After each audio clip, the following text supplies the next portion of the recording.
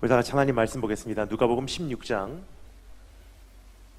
19절에서 31절까지를 함께 교독하도록 하겠습니다. 누가복음 16장 19절에서 31절까지 교독할 때 19절 말씀을 제가 먼저 읽겠습니다. 한 부자가 있어 자색 옷과 고운 베옷을 입고 날마다 호화롭게 즐기더라.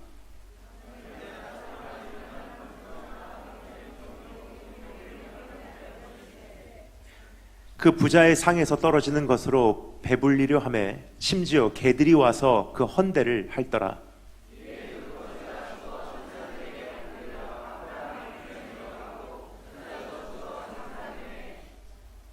그가 음부에서 고통 중에 눈을 들어 멀리 아브라함과 그의 품에 있는 나사로를 보고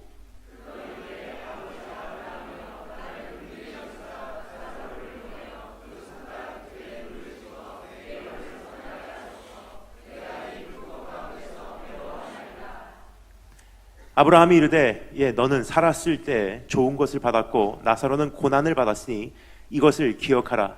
이제 그는 여기서 위로를 받고 너는 괴로움을 받느니라.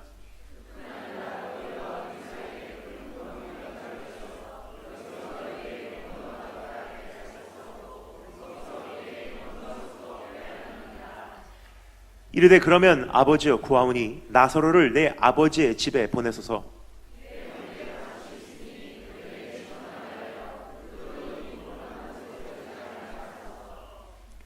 아브라함이 이르되 그들에게 모세와 선지자들이 있으니 그들에게 들을지니라.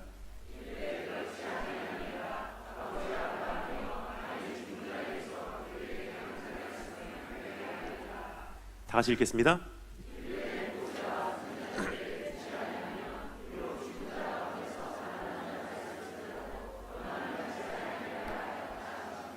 아멘. 다 같이 기도드리겠습니다. 주님 감사합니다. 우리의 인생을 인도하시고 우리의 갈 길을 동행하시는 하나님의 이름을 찬양합니다. 혼탁한 이 시대에 다시 한번 우리를 주의 전으로 불러 모아 주시사 모든 것 잠시 중단하고 내 자신을 살펴보며 앞으로 나가야 될 길을 생각해 보게 하심에 감사를 드립니다. 이번 성회가 그러한 기회 되기를 소망하오니 오늘 이 시간을 여는 첫 시간 주님께서 오늘 이 자리에 은혜로 임하여 주시기를 소망합니다. 예수 그리스도의 보혈로 말씀을 전하는 자나 듣는 자나 정결케 깨끗게 씻어주시고 주님 이곳에 임하여 주셔서 주님 이곳에 임재하심으로 지금 우리가 가지고 있는 생각과 개념과 고정관념과 내려놓지 못하는 나의 죄성마저도 오늘 다 무너져 내리는 시간 되게 하여 주시기를 소망합니다. 주 성령님 이곳에 좌정하여 주시사 인간의 입술로는 전할 수 없는 말씀을 바로 전하게 하시고 아무리 들어도 이해할 수 없는 하나님의 경영을 이제 조금이나마 이해할 수 있도록 우리에게 지혜와 총명과 양심을 더하여 주시기를 소망합니다. 살아계신 우리 주 예수 그리스도 이름으로 기도드립니다. 오늘 저녁과 내일 저녁에 말씀에 두 번의 시간을 통해 현재 내 자신의 모습과 이제 우리가 나가고자 하는 길목을 살펴볼 수 있는 기회가 되기를 원합니다.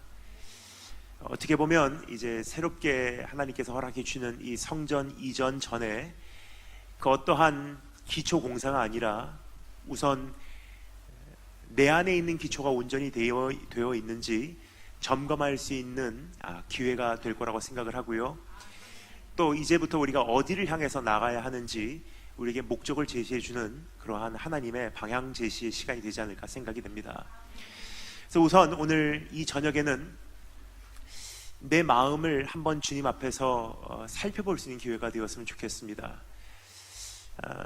너는 그 무엇보다 네 마음을 지키라.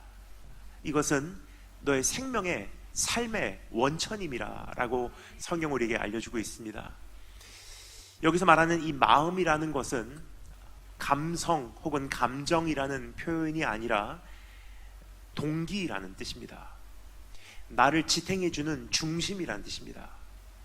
너는 그 무엇보다 너의 동기를 살피라. 이는 너의 행동과 언어와 사고와 모든 결정의 원천임이라 라고 성경에 기록하고 있어요. 모든 것이 동기에서 말미암기 때문입니다. 그래서 오늘 여러분과 제가 하기를 원하는 것은요, 한 걸음을 우리가 내딛기 전에 먼저 내 마음을 하나님 앞에서 진단하고 진찰하고 점검하고 또 기초를 새롭게 구축할 수 있는 시간이 되기를 소망합니다. 사실 이것은 다름 아닌 내가 정말로 천국을 소유하고 있냐부터 시작하는 것이 가장 정확한 방법이 아닌가 생각이 됩니다. 왜냐? 우리의 기초와 목적은 하나님 나라요 천국 현실이기 때문입니다. 여러분, 천국이라는 것에 대해서 우리가 한 가지 크게 오해를 하고 있는 점을 먼저 몇 가지 교정을 하고 이 말씀에 한 걸음 더 깊이 들어가는 것이 좋을 것 같습니다. 천국 그러면요, 혹은 영생 그러면요, 일반적으로 우리가 잘못 이해하고 있는 부분이 있습니다. 이 세상에서 열심히 살다가 구원받은 성도들이 내 생명 다하는 그날 이 육신을 다 벗어 던지고요, 내 안에 있는 영혼만 살아서 날개치며 영원한 하늘에 위치한 나라에 들어가서 영원토록 사는 것이 영생이라고 많은 분들이 오늘 오해를 하고 있다는 점입니다.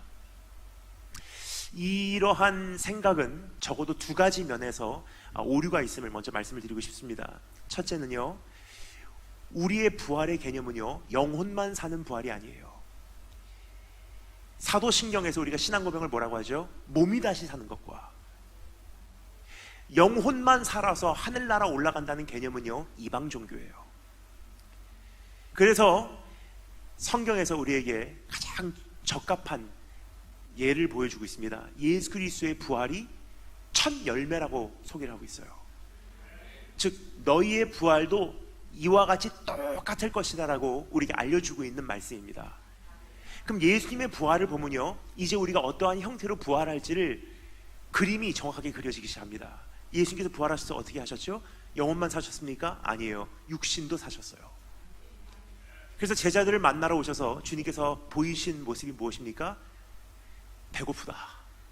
뭐 먹을 거 없냐? 분명히 육신을 입고 있다는 사실을 우리에게 인식을 시켜주셨어요. 그 이유가 무엇입니까? 이제부터 너희 부활도 이루어질 것이다. 그러면 육신만 입고 있냐? 그건 아니에요. 육신인데 우리가 익숙한 육신은 아니에요. 분명히 문이 폐쇄되어 있는데 주님께서는 육신을 입으신 채로 그 문을 통과해서 들어오셨어요. 그러니까 분명히 몸이 다시 사는 것은 확실하지만 우리가 일반적으로 생각하는 시간과 공간의 지배를 받는 육신은 아니라는 거예요. 한 가지 분명한 것은 죽은 다음에 영혼만 살아서 하늘나라로 올라가는 것이 영생은 아니라는 거예요. 또 한 가지 오류를 여기서 교정하고 싶습니다. 영생이라는 것은요, 죽은 다음에 시작되는 게 아니에요. 영생은 언제부터 시작되냐? 한번 따라 적으겠습니다. 영생이란 오늘부터 영원까지.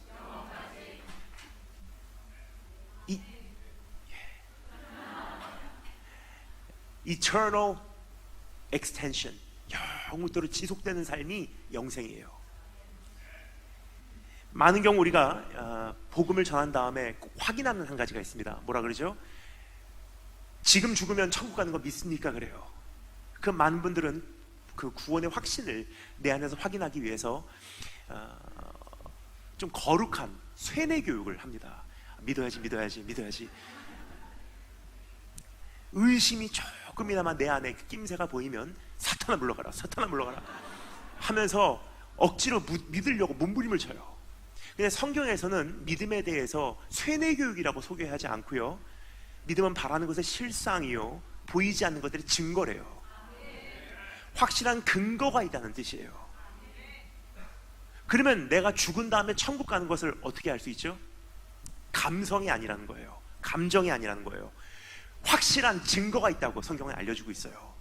그 증거를 확인하는 것이 천국 갈지 지옥 갈지를 나에게 확실하게 확인시켜주는 것이라고 성경은 우리에게 알려주고 있는 것입니다. 그러면 그 증거는 어떻게 알 수 있냐? 영생이라는 것은 오늘부터 영원토록 지속되는 삶이기 때문에 영원한 운명을 알기 위해서는요, 오늘을 보면 되는 거예요. 즉 지옥과 같은 삶의 현실을 살아갑니다. 세상은 뒤집어지고 가정은 산산조각나고 내 앞에 가는 진로는 굽어돌기만 하고 되는 일 하나 없고 눈물은 솟구쳐 오르고 관계들은 참 나에게 고통만 안겨주고, 그런데 예수 그리스도 소유하기 때문에 충분해, 괜찮아, 이미 이 땅에서 천국을 누리고 있으면요, 그 사람이 이 세상을 살다가 마지막 숨을 내쉬는 그날 하나님께서는 공평하게 그 사람에게 이렇게 말씀하실 것입니다. 영원토록 연장시켜줄게. 그 사람들이 가는 곳이 한평생 그들이 조금 맛본 현실인 그 천국이 확대된 영원한 현실로 들어가는 하나님 나라예요. 그럼 반대로 생각해 볼까요? 에덴 동산에 살고 있어요. 가정도 축복받고 환경도 축복받고 배고플 것 없고 인생 근심 걱정 없어요. 모든 것이 이미 채워진 인생을 살아가는데 내 안에 예수 그리스도 안 계시기에 마음의 공허함과 허전함과 쓸쓸함과 죄책감과 후회심과 공포와 두려움과 열등감과 비교의식으로 계속 씨름하며 살다면요, 그 지옥이에요. 그 사람이 한평생을 살다가 마지막 죽는 날 하나님께서 이 사람에게도 공평하게 말씀하십니다. 영원토록 지속시켜줄게. 그 사람들이 가는 곳이 지옥이에요. 여러분, 오늘 내가 정말로 천국행을 타고 있는지 지옥행을 타고 있는지 알 수 있는 방법은요, 단지 예수 그리스도를 영접했다는 개념이 아니에요. 내 안에 천국이 있냐 지옥이 있냐라는 질문 앞에 우리가 답해야 되는 것입니다.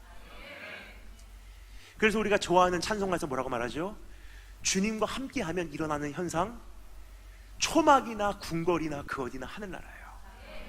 이것이 오늘 내 삶에서 이루어지지 않는다면요, 멸망의 확신을 가지시기 바랍니다.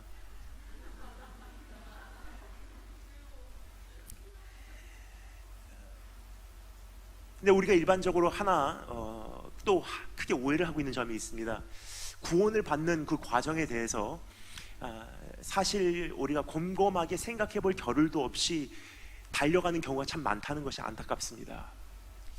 지금 참 오랜 세월 동안 세상이 이렇게 흘러왔습니다. 단순한 영접 기도로 예수를 내 마음에 받아들이면 천국 간다고 인식이 되어버렸어요. 30분 정도 되는 시간 동안 복음을 제시받습니다. 혹은 몇 주일 동안 지속되는 성경 공부로 복음을 전달받습니다. 그렇게 이제 조금 지식적으로 이해를 해요. 그 다음에 우리는 운명적인 질문을 맞이합니다. 예수 그리스도를 영접하시겠습니까? 내가 꼭 지옥 가고야 말 것이다 라는 욕심이 있지 않는 한, 혹은 전도하시는 분들께 우리가 어떠한 반감이 있지 않는 한 웬만하면 그 초청에 응합니다. 영접하겠습니다. 그러면 이렇게 진행이 됩니다. 아직 어떻게 기도하셔야 되는지 모르기 때문에 제가 인도하겠습니다. 예수님은 우리의 마음 문 밖에 서서 문을 두드리고 계십니다. 그 문을 여셔야지 들어오십니다. 그러면 제가 한마디 하면 한마디 따라서 영접 기도를 말씀해 주시면 좋을 것 같습니다. 자, 기도하겠습니다. 그러면 이제 눈을 감으려고 해요. 예수님, 그러면 아직 눈 뜨고 있어요. 눈 감으시라니까요. 따라하세요. 예수님, 처음 하는 기도라 어색해요. 난 죄인입니다. 나는 죄인입니다. 내 마음을 엽니다. 내 마음을 엽니다. 내 안에 들어와 주세요. 나의 구세주와 주인이 되주세요. 예수 이름으로 기도합니다. 아멘 하면 그 다음에 이렇게 이야기를 합니다. 이제 예수님 믿었으니까 천국 갑니다. 엄격하게 말씀을 드리면요, 완벽한 세상에서는 그 기도가 맞아요. 근데 우리가 살고 있는 세상은요, 굉장히 혼탁하고 변질되고 타락한 세상인 거로 그 그것으로 정말로 충분한지 생각을 해봐야 될 때가 되지 않았나 생각이 듭니다. 뭐냐? 주문 외워서 천국 가는 게 아니거든요. 오히려 성경에서 뭐라고 말하고 있죠? 중언부언하지 말래요. 그래서 우리가 보통 중언부언하지 말라고 하는 것에 대해서 이렇게 오해를 해요. 주변머리 없는 말로, 정리되지 않은 말로 기도를 하지 말라고 주님께서 말씀하시는구나. 근데 여기서 말하는 중언부언이라는 기도에 대한 안내는요, 주님께서 큰 틀에서 너희는 이렇게 기도하라 하면서 알려주셨던 내용인 거 여러분 기억하십니까? 두 가지 우리에게 본받지 말라 하는 비유를 주셨어요. 하나는 바리새인과 같이 기도하지 말고, 또 하나는 이방인과 같이 기도하지 말라. 그럼 바리새인은 어떻게 기도하냐? hypocritically, 이중인격적으로 혹은 외식하는 자와 같이 기도하지 말아라. 사람들에겐 인정받아도 하나님은 중심을 보시는 분이시라 하나님의 그 중심을 바라보시는 눈동자에 합격하지 않으면 어떠한 외식적 형태가 중요하지 않다. 근데 주님께서 두 번째 경고하신 내용이 뭐죠? 이방인과 같이 기도하지 말아라. 그럼 이방인의 대표적인 기도의 형태가 무엇이냐? 중언부언하지 말라는 거예요. 그럼 여기서 바리새인이 기도하는 것하고 이방인이 기도하는 것하고 두 가지 종교 예식을 비유하고 계신 거예요. 그냥 쓸데없는 잡담하지 말아라가 아니에요. 바리새인과 같이 기도하지 말고 이방인과 같이 기도하지 말아라. 그 이방인들은 어떻게 기도하냐? mechanically, 기계적으로 기도를 해요. 우리나라에도 비슷한 예가 있습니다. 무당들 보면요, 똑같은 말을 기계적으로 공식적으로 반복을 하면요, 역사가 일어난다고 그들은 믿고 있어요. 따라서 똑같은 말을 몇 번 하냐에 따라서 역사가 얼마나 크게 나타나냐가 좌우된다고 가끔 생각을 하는 듯 합니다. 근데 우리가 기도할 때 그러한 유혹이 있어요. 똑같은 말을 계속 중복하면 하나님께서 더 크게 역사하지 않을까. 그래서 주님께서 명령하신 것은 무엇입니까? 말 가지고 하나님의 보좌를 움직일 수 있다고 착각하지 말아라. 하나님은 내 마음대로 조종을 당하시는 분이 아니다. 내가 말을 한마디라도 더해서 하나님의 보좌가 조금 움직였다고 생각한다는 개념은 무엇이냐? 하나님의 은혜를요, 축소시키는 죄예요. 근데 이 중언부언의 개념은 기도라는 틀보다도 더 넓게 가는 것 같습니다. 똑같은 어떠한 기도의 패턴을 우리가 반복을 하면요, 예수 그리스도를, 괜찮습니다. 저분은 이미 놀라셨습니다. 혹시 여기 참 유능한 청년분들 많이 계신데 가끔 저는 생각을 합니다. 그 전화 벨 소리를요, 이렇게 바꿔주시면 더 좋을 것 같아요. 예를 들어서 카톡 울리는 게 아니라 아멘 하면 교회에서도 켜놔도 말씀을 전하면서도 저분 은혜 받고 계시구나, 은혜가 충만한 교회구나, 이렇게 생각을 하잖아요. 왜 그런 거는 개발 못하는지 모르겠습니다.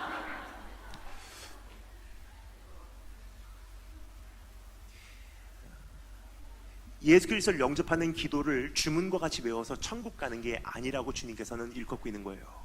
뭐냐? 무슨 말을 하냐가 사실 중요한 게 아니기 때문에. 근데 어떤 분들이 이렇게 질문하십니다. 그러면 목사님, 마음으로 믿어 의에 이르고 입으로 신하여 구원에 이른다는 것은 무슨 뜻입니까? 근데 이 말씀을 이해하기 위해서는요, 이 말씀은 우리에게 가장 우선적으로 선포되지 않았던 말씀이라는 것을 인정하는 것이 중요해요. 이 말씀은 2000년 전 쓰여진 말씀이에요. 그 당시는요, 한 사람의 초대교회 유대인이 나도 예수를 영접합니다라고 기도했을 때는요, 우리가 지금 일반적으로 생각하는 전도지 뒷면에 나와 있는 기도문 따라서 외우는 차원이 아니었다는 거예요. 그 당시 우리와 다른 점이 최소 두 가지가 있어요. 그 당시는요, 시대, 문화, 토양적으로 달랐어요. 예수를 영접하면 목배임 당하는 시대예요. 근데 한 사람의 유대인이요, 그 당시에 나도 예수를 영접합니다라는 기도는요, 나 죽어도 괜찮습니다라는 기도예요. 난 가정에서 쫓겨나도 괜찮습니다. 사회에서 생매장당해도 괜찮습니다. 이제 밥줄이 끊겨도 괜찮습니다. 나는 차라리 예수 믿고 죽겠습니다. 참 큰 차이가 아닌가 생각이 돼요. 지금하고 그때하고. 또 한 가지 큰 차이가 있습니다. 지식적인 면에서 굉장히 달라요. 지금 우리가 예수를 영접한다는 것은요, 30분 정도 되는 짧은 전도를 받고요, 예수를 영접하는 과정에 사실 예수가 누군지도 몰라요. 근데 2000년 전에 마음에 믿어 의에 이르고 입으로 신하여 구원에 이른다고 했을 때 그 당시는 대상이 누구였냐? 할아버지께서 오랫동안 말씀해 주셨어요. 메시아가 오신다, 메시아가 오신다, 진짜 왕이 오신다, 이제는 다윗의 후손이 오신다. 난 그분을 기다려왔어요. 할머니도 말씀하셨어요. 우리 아버지도 말씀하셨어요. 우리 어머니도 말씀하셨어요. 학교 가면 선생님들도 말씀하셨어요. 우리 청년들끼리 우물가에 앉아서 해질 무렵 대화를 나누는 토론 가장 핫 토픽이 메시아가 언제 오시냐 했었어요. 근데 오늘 당신의 이야기를 듣고 보니까 그분이 예수라니, 전 그러면 이 예수 믿고 죽을게요. 그렇게 마음으로 믿고 인정하고 예수를 영접하면 구원이 있는 거지, 그냥 조금 전달받고요, 잘 이해도 되지 않는데 지옥 가기가 싫어서 예수를 영접하는 기도 따라서 외우고 교회에 들어가서 교회의 큰 틀 안에서 톱니바퀴로 도는 이 엄청난 에너지 속에 나도 한 부속품으로 역할을 하다가 자동적으로 천국 가는 게 아니라고 성경은 우리에게 경고를 하고 있는 거예요. 그래서 주님께서 뭐라고 말씀하시죠? 누구든지 주여 주여 하는 자마다 하늘나라에 들어가지 않을 것이라고 말씀을 하세요. 수많은 사역자들이 마지막 날 주님 앞에 설 것입니다. 주님께서 그들에게 말씀하십니다. 내가 너희를 도무지 알지 못하노라. 그러면 그 사람들은 천국에 들어가지 못할 만한 행동을 했겠네요. 아니에요. 나름 자신이 있었던 사람들이에요. 뭐라고 말하죠? 내가 주님의 이름으로 병을 고쳤습니다. 내가 주님의 이름으로 마귀를 쫓았습니다. 내가 주님의 이름으로 예언을 했습니다. 동일한 공통점, 다 사역자들이에요. 또 한 가지 공통점, 나름 병을 고칠 수 있는 만큼 능력이 있고요, 마귀를 쫓을 만큼 증거가 있고요, 예언을 할 만큼 주님과의 친밀함이 있다고 생각하는, 구원받았다고 착각할 만한 충분한 오해의 여지가 있을 수 있었던 사람들이에요. 근데 그들에게 주님께서 뭐라고 말씀하십니까? 내가 너희를 도무지 알지 못하노라. 그런데 우리말로는 번역이 조금 아쉽게 돼 있어요. 우리말로는 내가 너를 도무지 알지 못하노라 그러면요, 지금까지는 알았는데 오늘은 도무지 생각이 안 난다라고도 오해를 하실 수 있어요. 근데 영어 성경은요, 정확하게 원어를 번역합니다. I never knew you. I never knew you. 난 너를 단 한 번도 안 적이 없어. 병을 고칠 때나 마귀를 쫓을 때나 내 이름으로 예언을 할 때도 난 너를 안 적이 없어. 그러면 어떻게 역사가 나타납니까? 예수님도 안 계신데 나타날 수 있어요. 뭔지 설명드릴까요? 예언, 나귀의 입을 통해서도 말씀하시는 분이세요. 능력, 내가 외치는 예수 그리스도 이름 자체 안에 능력이 있기 때문에 내 안에 예수가 없어도 능력은 어느 선까지는 발휘되게 돼 있어요.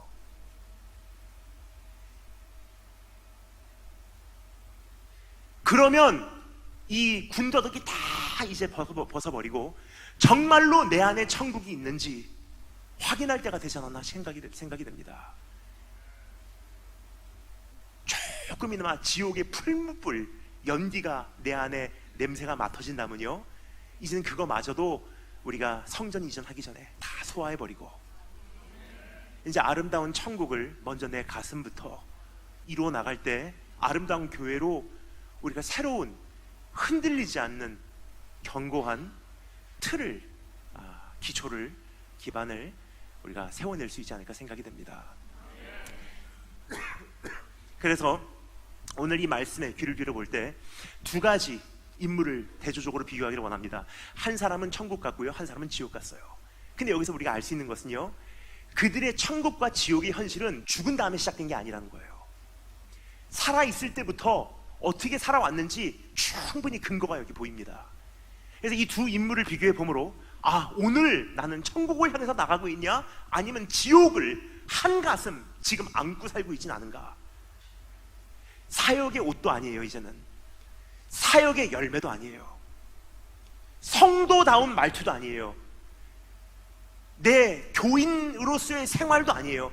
그거 다 내려놓고 내 안에 정말로 천국이 있는지 확인할 때가 되잖아 생각이 듭니다. 그래서 4가지 질문을 한번 물어보도록 하겠습니다. 첫 번째, 내 갈증은 어떠한가? 두 번째, 내 관계는 어떠한가? 세 번째, 내 판단은 어떠한가? 네 번째, 내 이름은 무엇인가? 이 4가지를 통해서 오늘 내 자신을 검토함으로 내 마음을 지키시고 그리고 교회를 세우시는 축복이 있을 주님으로 축원합니다. 그럼 첫 번째 따라하시면 되겠습니다. 내 갈증은 어떠한가? 우리 조금 전에 읽어봤지만 한 번만 더 읽겠습니다. 19절부터 25절까지 말씀을 한 목소리로 한 번만 더 함께 읽도록 하겠습니다. 19절부터 25절 다 같이 시작.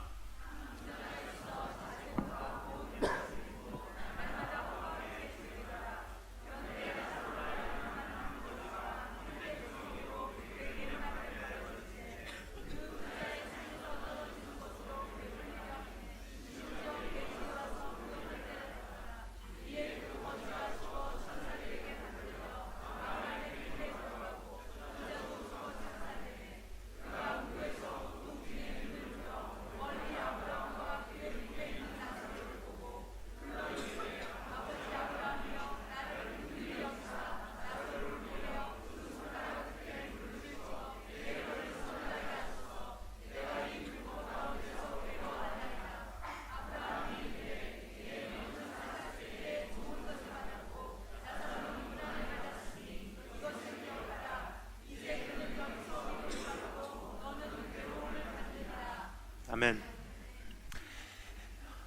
우리가 오늘의 현실을 보고서 내일을 예측할 수가 있지만 오늘은 조금 더 순서를 바꿔서요, 운명을 보고서 최종 목적지를 보고서 이 세상에서 어떻게 살아왔는지 예측할 수가 있다는 거예요. 시체가 발견되었을 때 CSI라는 팀이 들어가서 그 시체를 검사를 해요. 그리고 대충 예측을 할 수가 있어요. 이렇게 죽었구나, 이러한 사건이구나, 이렇게 살해당했구나. 지금 우리가 하고자 하는 것이 바로 그러한 과정입니다. 천국과 지옥이라는 최종 운명을, 결과를 우리가 지켜보므로 한평생 이들이 어떻게 살아왔는지를 대충 볼 수가 있다는 사실입니다. 어렸을 때부터 유명한 이야기죠. 많이 듣고 온 이야기예요. 주일학교 때 이렇게 전해 듣고 왔습니다. 부자는 예수님 믿지 않아서 지옥 가고 거지는 예수 믿어서 천국 갔다. 어렸을 때는 아멘 하고 받아들였어요. 근데 이 말씀을 읽으면 읽을수록 부자가 예수님 안 믿었다는 내용도 없고요, 거지가 예수님 믿었다는 내용도 없습니다. 그럼 여기서 질문을 할 수밖에 없어요. 부자는 왜 지옥 갔고 거지는 왜 천국 갔는지. 근데 조금 전에 말씀드렸듯이 최종적인 결과를 보면요, 어떻게 죽었는지가 그림이 그려져요. 가장 먼저 우리가 발견할 수 있는 건 부자의 최종 목적지는 말할 수 없는 갈증이에요. 근데 조금 전에 말씀드렸듯이 지금 사는 이 인생이 영원토록 확대가 돼서 연장되는 것이 영원한 운명이기에 부자가 이 세상에 살면서 어떻게 살아왔는지가 대충 그림이 그려져요. 말할 수 없는 갈증으로 살아온 것이 분명하다는 사실이에요. 여러분, 지옥의 현실, 성경에는 구체적으로 우리에게 많이 그려주진 않은 것 같아요. 천국에 대해서는 굉장히 많은 이야기가 있습니다. 수정바다도 있고 하나님의 그 영광의 빛이 태양빛보다도 강렬하기 때문에 거기는 태양이 필요가 없다. 눈물도 없고 슬픔도 없고, 우리 전에 먼저 달려간 그 선두자들과의 재회가 있고, 그 나라에서는 위로가 있을 것이고, 하나님을 영원토록 우리가 찬양할 것이다. 보좌에 앉으신 어린 양을 높일 것이다. 참 많은 이야기들이 있어요. 근데 지옥에 대한 이야기는요, 구체적으로 쓰여지지가 않았다는 거예요. 그 이유가 무엇이냐? 어떠한 장소이기 전에 네 현실을 점검하라는 거예요. 지옥의 현실은 죽은 다음에 시작되는 현실이 아니라 오늘 내 가슴 속에 이미 자리를 잡고 있기 때문입니다. 그 중에 첫 번째가 무엇이냐? 내 안에 갈증이 있냐는 질문이에요. 그 갈증이 존재하는 사람은요, 마지막 숨을 다하는 그 순간 맞이하게 되는 영원한 현실, 영원한 갈증이에요.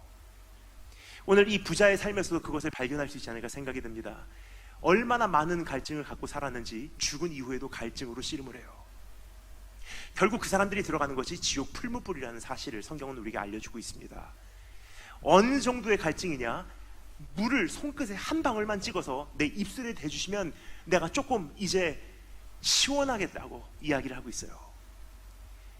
여러분, 그 말투가 익숙하시지 않으십니까? 왜 이렇게 그 말투가 익숙할까? 우리에게 익숙한 갈증이기 때문이에요.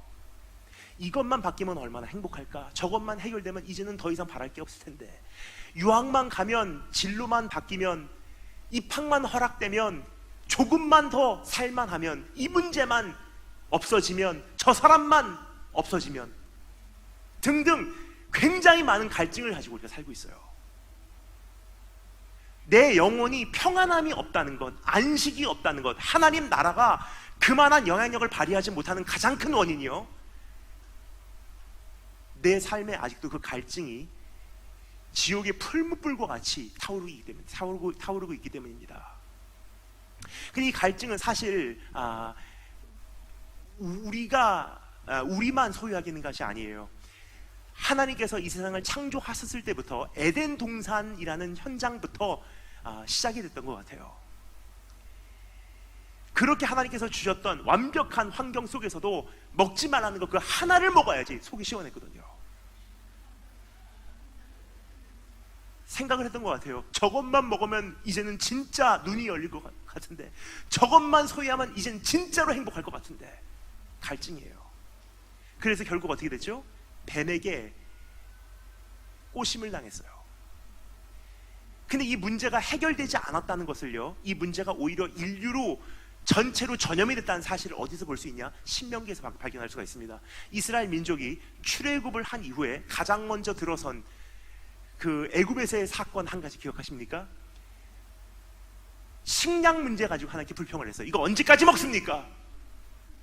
근데 하나님께서 어떻게 하십니까? 불뱀을 보내세요. 불뱀, 영어로는 이렇게 번역이 되어 있어요. Fiery serpent. 우리말로는 불뱀. 근데 여기서 한 가지 정리하기를 원합니다. Fiery serpent지 serpent on fire가 아니에요.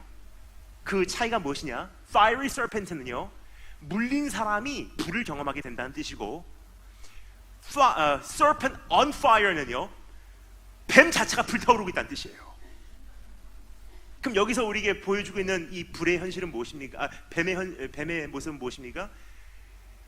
뱀은 그냥 일반 뱀같이 보여요. 근데 그 뱀이 와서요, 사람을 무는 순간 그 사람은 몸이 불덩어리가 되는 거예요.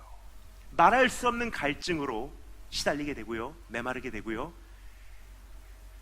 몸이 지니고 있는 모든 수분은 다 토해내고 땀으로 흘려내리고 탈수증으로 결국은 말라서 죽게 되는 것이 불뱀에 물린 사람들의 현상이에요. 근데 어렸을 때 이 말씀이 이해가 안 갔어요. 반찬 가지고 투정 부린 거 가지고 하나님께서 불뱀을 보내실 정도로 하나님은 엄격한 분이시구나. 그래서 어린 제 마음에 한 가지 결단이 됐습니다. 절대로 반찬 투정하지 말자. 근데 나중에 알게 된 것, 리더십이라는 것은 그 사람이 저지른 실수하고요, 거기에 해당되는 보응이 균형이 맞아야지 참된 리더십이 발휘가 돼요. 근데 그 사람이 잘못한 것에 비례해서 하나님께서 그들에게 추궁하는 대가가 너무나 크다는 것은요, 하나님의 좋으심에 금이 가기 시작한다는 사실이에요. 그래서 이 말씀을 다시 살펴보기 시작했어요. 왜 거기 그렇게까지 반응할 수밖에 없으셨을까? 그 원인을 찾았습니다. 그들 안에는 갈증이 있었어요. 하나님 안에서 모든 것이 허락이 됐음에도 불구하고 이것만 해결되면 저것만 해결되면, 이것만 더 있으면 저것만 더 있으면, 근데 이 내적인 모습은 표면으로 절대로 올라오질 않는 거로 자기가 얼마나 심각한 자리에 있는지를 인식을 못해요. 그래서 하나님께서 우리의 삶에 항상 교제하시는 한 가지 통로는 무엇이냐? 내면에 있는 것을 외부로 노출을 시키는 작업을 펼치세요. 그 불뱀에 물려서 죽어가는 사람들이 생각을 했을 거예요. 아, 이것은 내 영적 상태구나. 근데 그것은 언제부터 시작됐냐? 조상 때부터. 아담과 하와도 불뱀에 물린 거예요. 그 안에는 말할 수 없는 갈증이 자극이 돼서요, 먹지 말라는 것 그 하나를 먹어야지 속이 시원했던 것입니다. 오늘 그러한 갈증이 내 안에 있는지 먼저 살펴보는 것이 우선이 되어야 될 것 같습니다. 여러분 어떠신지요? 여러분께서는 그러한 갈증을 가지고 씨름하고 계시진 않으신지. 좀 전에 말씀드렸던 바와 같이 한번 내 자신에게 물어보기를 원합니다. 이것만 해결되면, 저것만 바뀌면, 여기만 떠나면, 저 사람만 없어지면 하는 것들이 혹시 내 안에 있지 않은지. 이것은요, 여호와께서 나에게 재어주신 구역이 아름답도다. 하나님께서 무한한 지혜로 판단해 보실 때, 나를 향한 정말 무한하신 사랑으로 나를 선대하실 때, 나에게 허락하신 이 가정이 나에게는 최상의 장소이다라는 신뢰도 없고 만족도 없다는 뜻이에요. 오늘 하나님 앞에서 내가 그러한 불뱀에 물린 흔적이 여전히 남아있다면요, 확신하시기 바랍니다. 아직도 내 안에 지옥의 풀무불의 연기가 가득 차 있다는 사실을. 근데 그 현실은 없어지지 않아요. 이 땅에서 그렇게 지옥을 가지고 씨름하신 사람들은요, 마지막 죽는 날 하나님께서 말씀하실 거예요. 영원토록 연장시켜줄게. 두 번째 질문입니다. 첫 번째는 내 갈증은 어떠한가? 두 번째, 따라하시겠습니다. 내 관계는 어떠한가? 조금 전에 읽었지만 26절 말씀을 제가 한 번 더 읽어드리도록 하겠습니다. 그뿐 아니라 너희와 우리 사이에 큰 구렁텅이가 있어. 구렁텅이가 놓여 있어. 여기서 너희에게 건너가고자 하되 갈 수도 없고 거기서 우리에게 건너올 수도 없게 하였느니라 라고 기록이 되어 있습니다. 우리말로는 구렁텅이라고 기록이 되어 있는데요, 영어로는 이렇게 어떤 성경은 번역을 하고 있습니다. There is a void, there is a gap, there is a gulf. 건너갈새야 건너갈 수가 없는 alienation, 깨진 관계에 기워질 수 없는 그러한,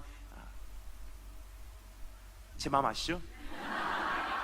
공간이 있다고 성경은 이야기하고 있는 거예요.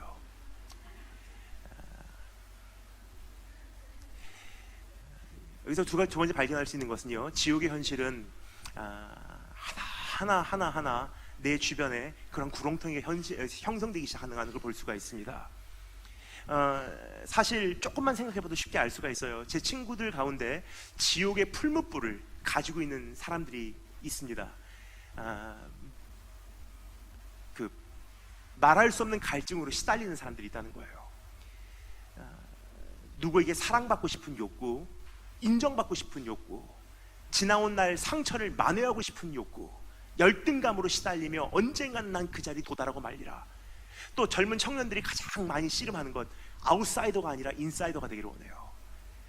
그 클럽 안에 속하고 싶고요, 그 봉급을 버는 그 사람들 안에 나도 속하고 싶고요, 그 주민들 가운데 나도 있고 싶고요, 그 동창생들 가운데 나도 있기를 원해요.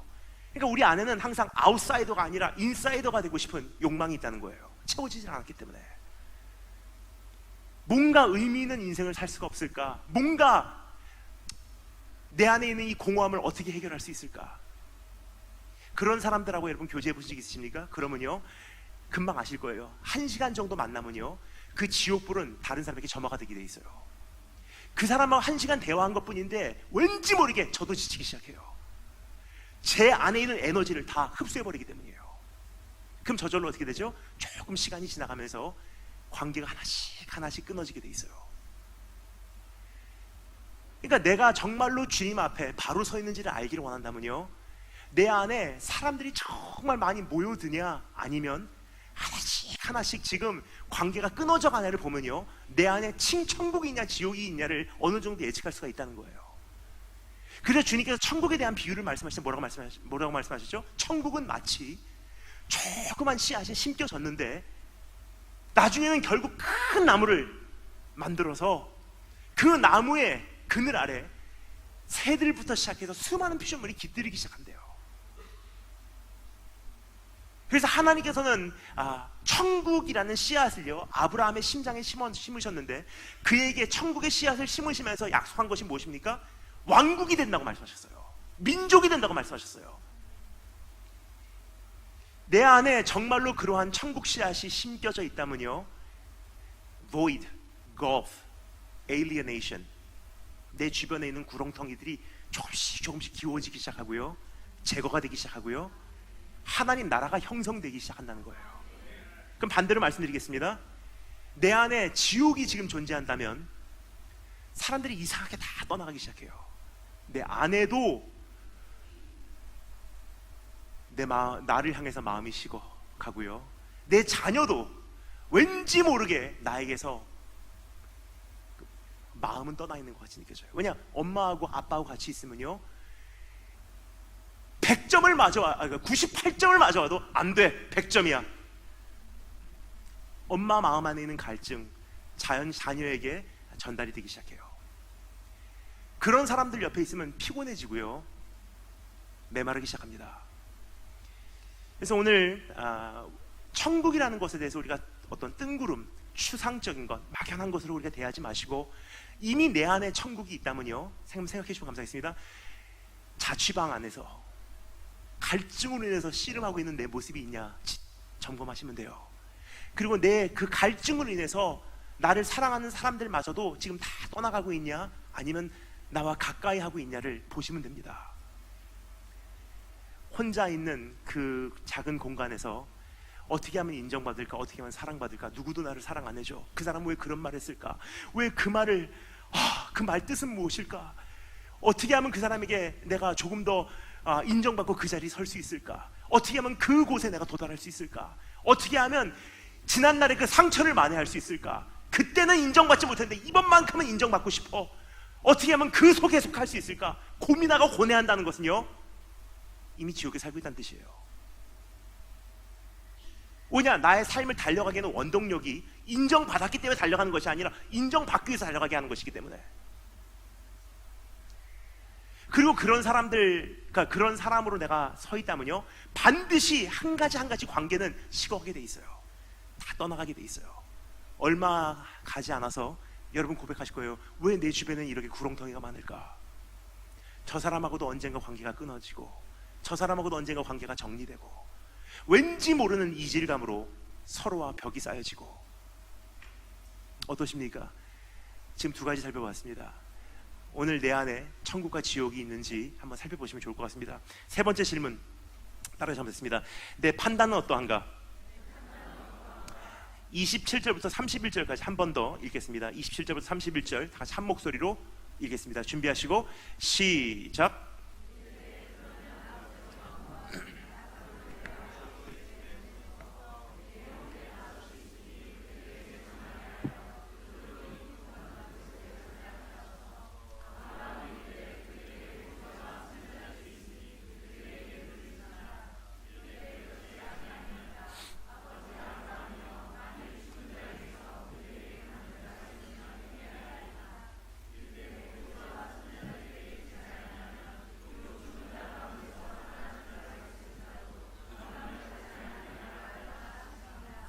아멘.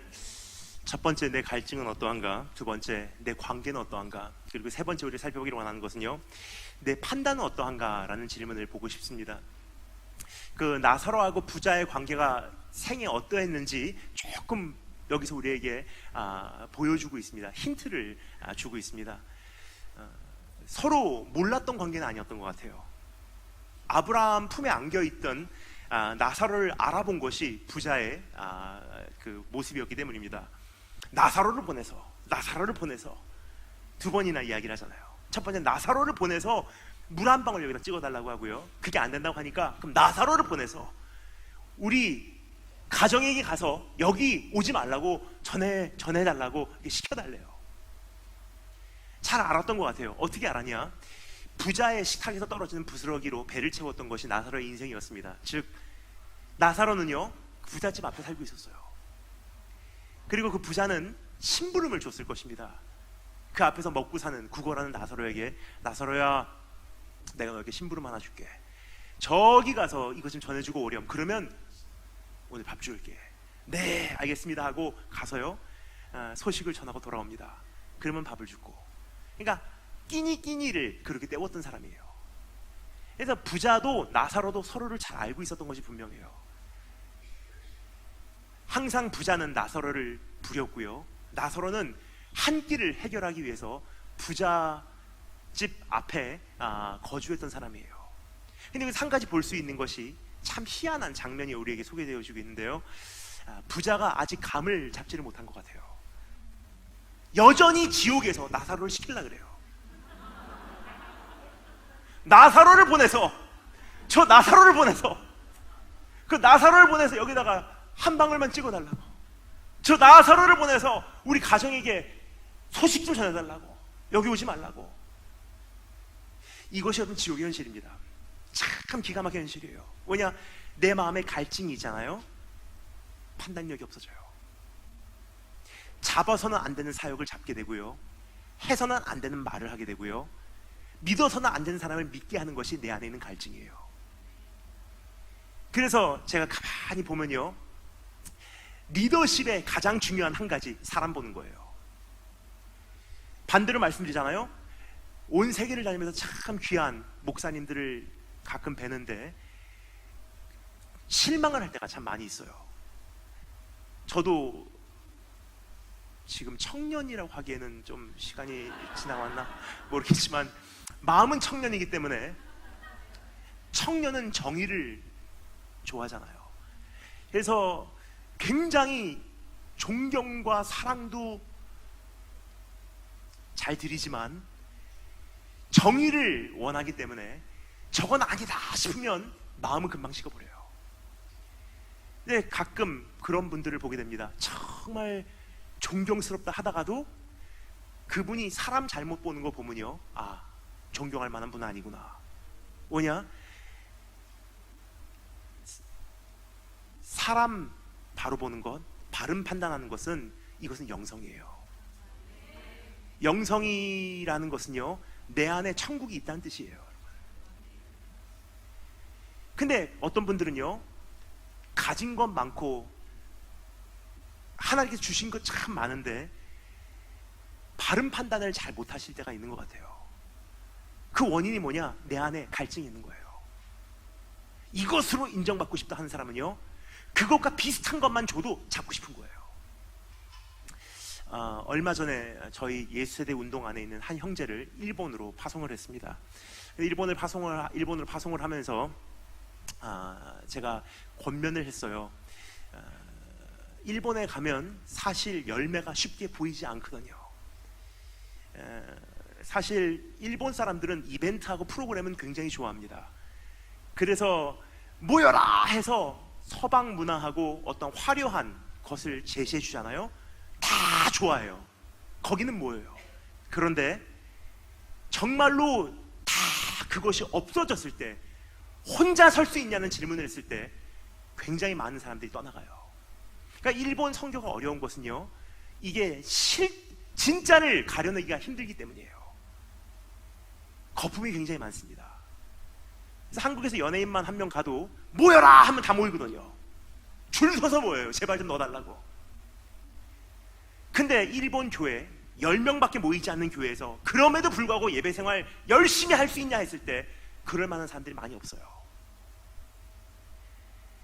그러니까 일본 가서 네가 이제 사역을 하게 될 텐데 10년 동안 사역을 해도 한 사람도 정말로 주님 앞에 바로 세우지 못한 때가 많을 것이다. 그런데 지푸라기라도 잡고 싶을 때 절대로 지푸라기 잡지 말아라. 그게 제가 그 형제에게 선교서를 파송하면서 줬던 권면의 말씀이에요. 여러분, 지푸라기라도 잡고 싶다는 것은요, 내 안에 갈증이 있다는 뜻입니다. 여러분 어떠십니까? 오늘 바른 판단하고 계십니까? 아니면 지금 어떠한 데 욕심에 이끌려서 잡고 싶은 것을 잡고 계시진 않으신지. 가끔 그런 것 같아요. 우리 안에 그 갈증이 있기 때문에 사귀어서는 안 되는 사람들을 사귀게 되고요, 만나서는 안 되는 남자를 만나는 경우도 참 많아요. 절대로 가까이에서는 안 되는 여자와 가까이 하는 형제들 보면 참 안타깝고요, 이루어져서는 안 되는 결혼을 신속히 진행하는 젊은 커플들을 보면 불안해요. 저는 빨리 가서는 안 되는 속도로 사역을 빨리 진행하고요, 치우쳐서는 안 되는 모습으로 하나님 나라를 쩔뚝발이와 같이 지금 섬기고 계신 분들이 너무나 많습니다. 이 시대에 우리가 이제 한 단락을 주님 앞에서 정리하고 새로운 교회로 우리가 들어가기에 앞서 한 가지 정리하기를, 내 안에 살펴보기를 원하는 것은요, 내 안에 바른 판단들이 이루어지고 있는지, 혹은 갈증으로 달려가고 있지는 않은가, 신중하게 생각해야 돼요. 어떤 분들은 지나온 상처로 인해서 탄력을 받아서 만회하기 위해서 이제부터의 결정을 내리시는 분들이 많이 계십니다. 우리 아빠와 같은 사람은 만나기 싫어, 우리 엄마와 같은 사람은 만나기 싫어, 지나온 남자친구와 같은 사람은 싫어, 지금 빨리 결혼해버려야 돼. 이건 정상적인 판단이 아니라는 거예요. 뭐죠? 이미 균형을 잃은 판단이에요. 그래서 오늘 인간관계에 있어서 그런 판단하시는 분들 많이 계시고요, 어떤 분들은 선교에 있어서 그런 판단하시는 분들 참 많습니다. 특별히 지금 이슬람 세력이 확장이 되고요, 중국의 공산당을 비롯해서 굉장히 지금 새로운 핍박의 시대가 열린 것 같아요. 근데 지금 저물어 가는 내 사역 때문에 뭔가를 잡고 싶어서 사역을 펼치시면요, 그것도 균형을 잃은 판단이라는 사실을 기억하시기 바랍니다. 그러니까 사역에 있어서나 내 개인적인 면에서 있어서나 내 영성에 있어서나 사업에 있어서나 내 앞에 진로에 있어서나 어떠한 것이든 지금 어떠한 판단을 하고 계신지 내 자신을 살펴보는 것이 천국이 있냐 없냐를 우리가 진단할 수 있는 좋은 기회가 아닌가 생각이 듭니다.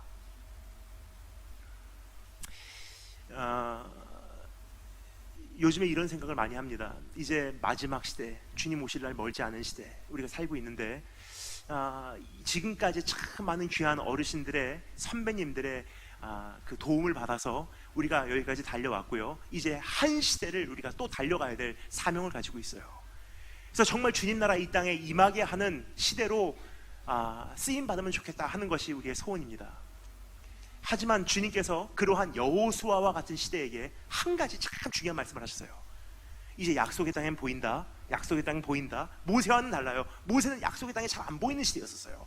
한 번 보고서 40년을 돌아다니는 시대잖아요. 그런데 여호수아는 약속의 땅이 보이는 시대예요. 그런 약속의 땅이 보이면요, 사람은 본능적으로 판단력을 잃어버려요. 그래서 하나님께서 여호수아에게 마지막 완성을 이루는 시대의 세대에게 뭐라고 말씀하십니까? 좌로나 우로나 치우치지 마. 지금 이 시대에 정말로 마지막 시대를 바로 살고 싶으신 분들에게 제가 말씀드리고 싶은 것이 바로 그 내용이에요. 좌로나 우로나 치우치지 마. 사람의 갈증이 얼마나 무서운지 또 한 곳에서 볼 수가 있습니다. 이스라엘 민족이 출애굽을 하자마자 광야에 들어와서 참 무서운 죄를 짓습니다. 뭐죠? 우상숭배의 죄예요. 어렸을 때 저는 그 말씀을 보면서 좀 이해가 안 갔어요. 이스라엘 민족이 미쳤거나 아니면은 이게 사실 이해가 되지 않는다고 생각했어요. 여러분 같으면 안 그러시겠습니까? 어제까지만 해도 10가지 재앙을 목격을 했어요. 홍해가 갈라진 것을 목격을 했어요. 그리고 여러분 지금 우리 구성전에서 이제 곧 이쪽으로 오시려고 하는데 약 1000명 정도 되시는 분들이 이렇게까지 이사 오려고 하는 것도 이거 대단한 일이에요. 근데 이스라엘 민족이요, 그렇게 많은 인구가 집단, 단체 이동을 한다는 것이 여러분 상상해 가십니까? 그 많은 사람들이 단체로 이주를 하는 이 모습 자체가 영광이었어요. 야, 하나님 살아계시구나. 1000명만 여기 옮겨도요, 야, 하나님 살아계시구나 하는데, 그 많은 사람들이 오랫동안의 포로 생활을 정리하고 약속의 땅을 향해 한 걸음을 내딛는다는 것은요, 이건 역사 중의 역사예요. 10가지 재앙, 마지막에 클라이막스로 6월절 장자 다치시고, 그렇게 많은 사람들을 단체 이동을 공동적으로 시키시고, 홍해를 가르시고, 그토록 우리를 힘들게 했던 애굽 그 군사들 단번에 하나님께서 침몰시켜 버리시고. 근데 이해가 안 갔어요. 근데 광야 들어오자마자 어떻게 우상숭배가 가능한지. 그래서 이번에도 또 성경을 다시 봤어요. 그러니까 깨닫게 됩니다. 그것 때문에, 그러니까 그것임에도 불구하고 우상숭배를 한 게 아니더라고요. 그것 때문에 우상숭배를 한 거예요. 뭔지 설명드리겠습니다. 여러분 같으면 그렇게 안 하실까 한번 점검해 주시면 좋을 것 같습니다. 내 눈앞에서 10가지 재앙이 펼쳐져요. 한번 상상해 주시면 좋을 것 같아요. 물이 피가 되고 깜깜한데 우리가 사는 고센 땅만 환하고, 개구리 때, 메뚜기 때 본 적이 없는 역사가 눈앞에서 펼쳐지는 거예요. 마지막 날 하나님께서 장자를 치시고, 그렇게 교만했던 애굽 민족이요, 이제 낮아지고 밤새도록 울음소리가, 비명소리가 들려오기 시작합니다.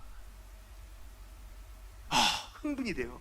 이제 하나님 섬긴다는 게 이런 거구나. 근데 그 다음날 이제 단체로 이주를 하는 거예요. 영광 중에 영광으로 이제는 급하게 하나님 살아계시구나, 이게 또 어떠한 역사가 일어날까 하는데 홍해가 갈라져 버려요. 우와 하고 또 건너가요. 그들 생각에는요, 이렇게 평생 갈 줄 알았어요.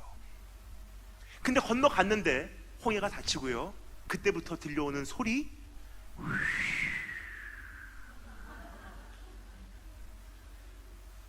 10가지 재앙 안 나타나요. 이제 홍해 등졌어요. 이제는 우리를 괴롭히던 애굽도 없기 때문에 살아야지 하는 생존력도 그만큼 작동이 되지 않고요, 내 안에 아드레날린도 그만큼 배출되지 않는다는 거예요. 근데 우리를 인도한 모세는 그 모습은 사라지고 혼자 기도한다고 산으로 들어가 버리고 40일 동안 백성들이 남겨졌는데요, 문제가 생겨요. 그 흥분의 약효가 떨어질 때가 됐거든요. 그러면 이제 어떻게 하죠? 어떻게 우리를 위해서 신을 만들라, 흥분을 또 경험하고 싶은 거예요. 나는 안 그래라고 생각하시는 분들 스스로 거짓말 시키지 마시기 바랍니다. 여행 갔다 오면 다 그런 거 경험하신 줄 저는 알고 있어요. 여행 갔다 오면요, 분명히 다음은 어디로 갈까, 그리고 여행 갔다 온 다음에, 휴가 갔다 온 다음에 며칠 동안은요 진짜 힘들어요. 왜냐, 여행의 흥분의 강도가 있거든요. 눕기만 해도 그 인도 사람 얼굴이 보이기 시작하고, 그곳에 있는 어린아이들이 웃음소리가 들려오는 것 같고, 천국에 갔다 온 느낌으로 막 꿈속에서 왔다 갔다 해요. 그 열기가요, 약효가 떨어질 때까지는 굉장히 힘들어요. 이건 다른 말로 표현해 볼까요? 좋게 말하면 선한 에너지일 수 있지만 그것을 뒤집어 보잖아요, 갈증이에요. 근데 그 갈증을 가지고 판단을 합니다. 그러면 다음 달에 또 여행 가자, 다음 달에 우리 또 선교여행 떠난다. 그때부터 문제가 시작되는 거예요. 제가 이렇게 다니다 보면 많은 분들이 저에게 질문을 하십니다. 단일교 목사님, 지금까지 몇 개국 다니셨습니까? 그러면 여러분, 제가 답을 드리잖아요, 많이 놀라실 거예요. 정말 정신없게 14년 동안을 끊임없이 온 세계를 다녔는데요, 제가 몇 개국을 다녔는지 말씀을 드리면요, 여러분 깜짝 놀라실 거예요. 생각한 것보다 훨씬 많이 안 다녔어요.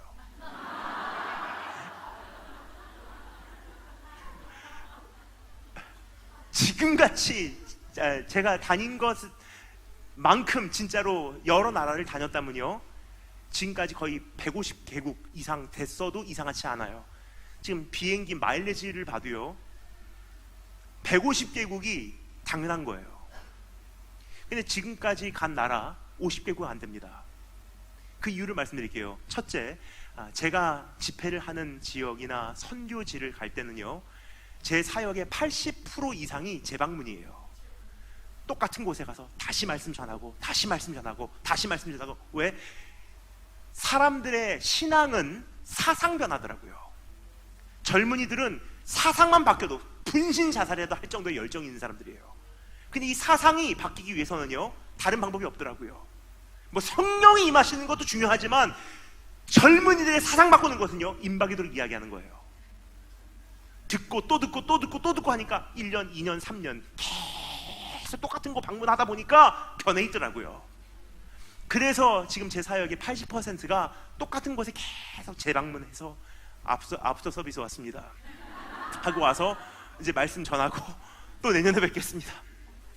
제가 자주 가는 오사카에 있는 교회는 8개월에 한 번으로 정해져 있고요, 토론토에 있는 어느 교회는 2년에 한 번으로 정해져 있고요, 뉴욕에 있는 어느 교회는 뭐 1년에 한 번, 필라델피아 어느 교회는 1년에 한 번, 다 그렇게 정기적으로 정해져 있어요. 그러다 보니까 많이 갈 필요가 없더라고요. 또 한 가지 이유가 있습니다. 사역 초창기에 다 다닐 수 없구나라고 깨달았어요. 그러면 어떻게 다녀야지 가장 영향력 있게 다닐 수 있을까 생각하니까 와이파이 라우터를 보게 되었습니다. 와이파이 라우터 여러분 설치할 때 어떻게 하시죠? 그냥 아무데나 설치하면 돼? 일단은 다 설치해버리지 방마다 설치하자 가 아니잖아요. 라우터 설치할 때 어떻게 하시죠? 가장 유통성 있는 데다가 하나 설치하는 거예요. 와이파이 라우터 설치하실 때 화장실에다가 넣어놓진 않잖아요. 설치할 때 여기다가 설치하는 것이 사방으로 유통이 가장 잘 되겠구나. 복음도 마찬가지예요. 다 다닐 수가 없기 때문에 어디에다가 복음을 던져놔야지 사방으로 퍼질까 계산을 하게 됐어요. 예를 들어서 아프리카 다 다닐 수 없어요. 그 다 다니다간 사고도 날 가능성도 많고요. 제 몸이 따라가질 않을 거예요. 고민을 합니다. 그럼 어디로 가야 될까? 북쪽 이집트, 동쪽 케냐, 남쪽 남아공, 서쪽 아이보리 코스트. 딱 그 네 군데만 가면요 아프리카 전체에서 그리로 와줘요. 그렇게 하다 보니까 간 나라가 생각보다 많지 않더라고요. 근데 마지막 가장 중요한 한 가지 이유가 있어요. 왜 여기까지 많이 다니질 않았는지 그 이유를 말씀드리겠습니다. 사역 초창기에 깨닫게 되었어요. 내 안에 불이 있더라고요. 나갔다 들어오면요 또 나가고 싶어요. 가만히 있는 게 힘든 거예요. 이것을 불교에선 역마살이라고 하더군요. 근데 우리는 교회니까 그런 말 하지 않습니다.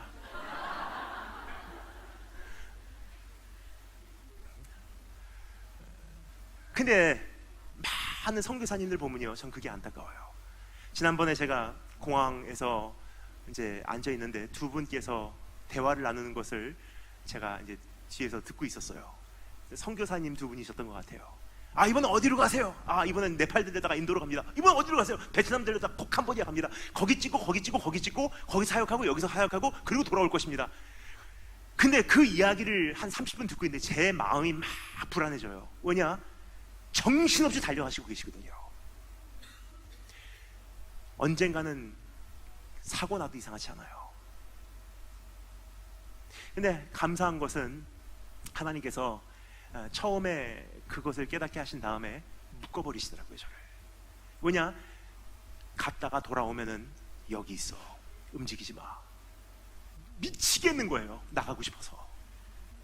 또 선교지 나가서 흥분이 있어야 되고요. 나가면 막 공안들 피해 다니는 것도 막 익숙해지면 재밌고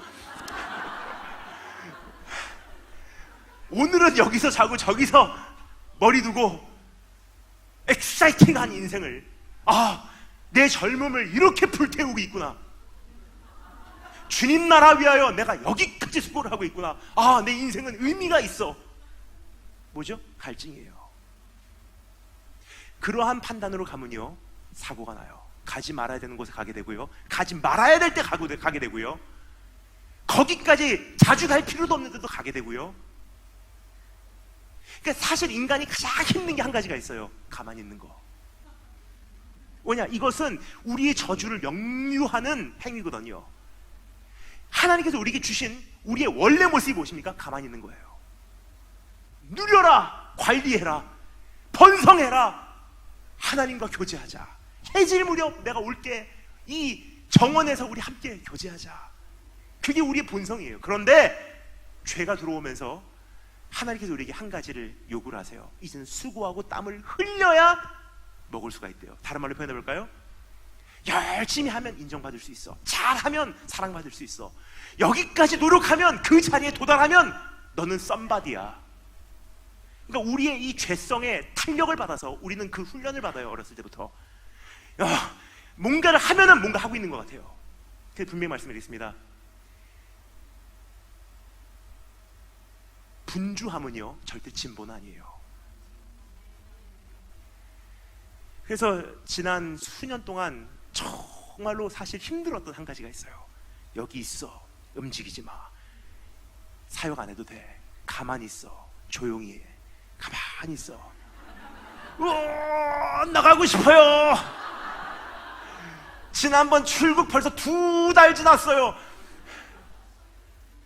하나님께 저에게 주신 가장 큰 축복이 뭐냐면요, 나갈 때, 나가지 못할 때 확실하게 인도를 해주세요.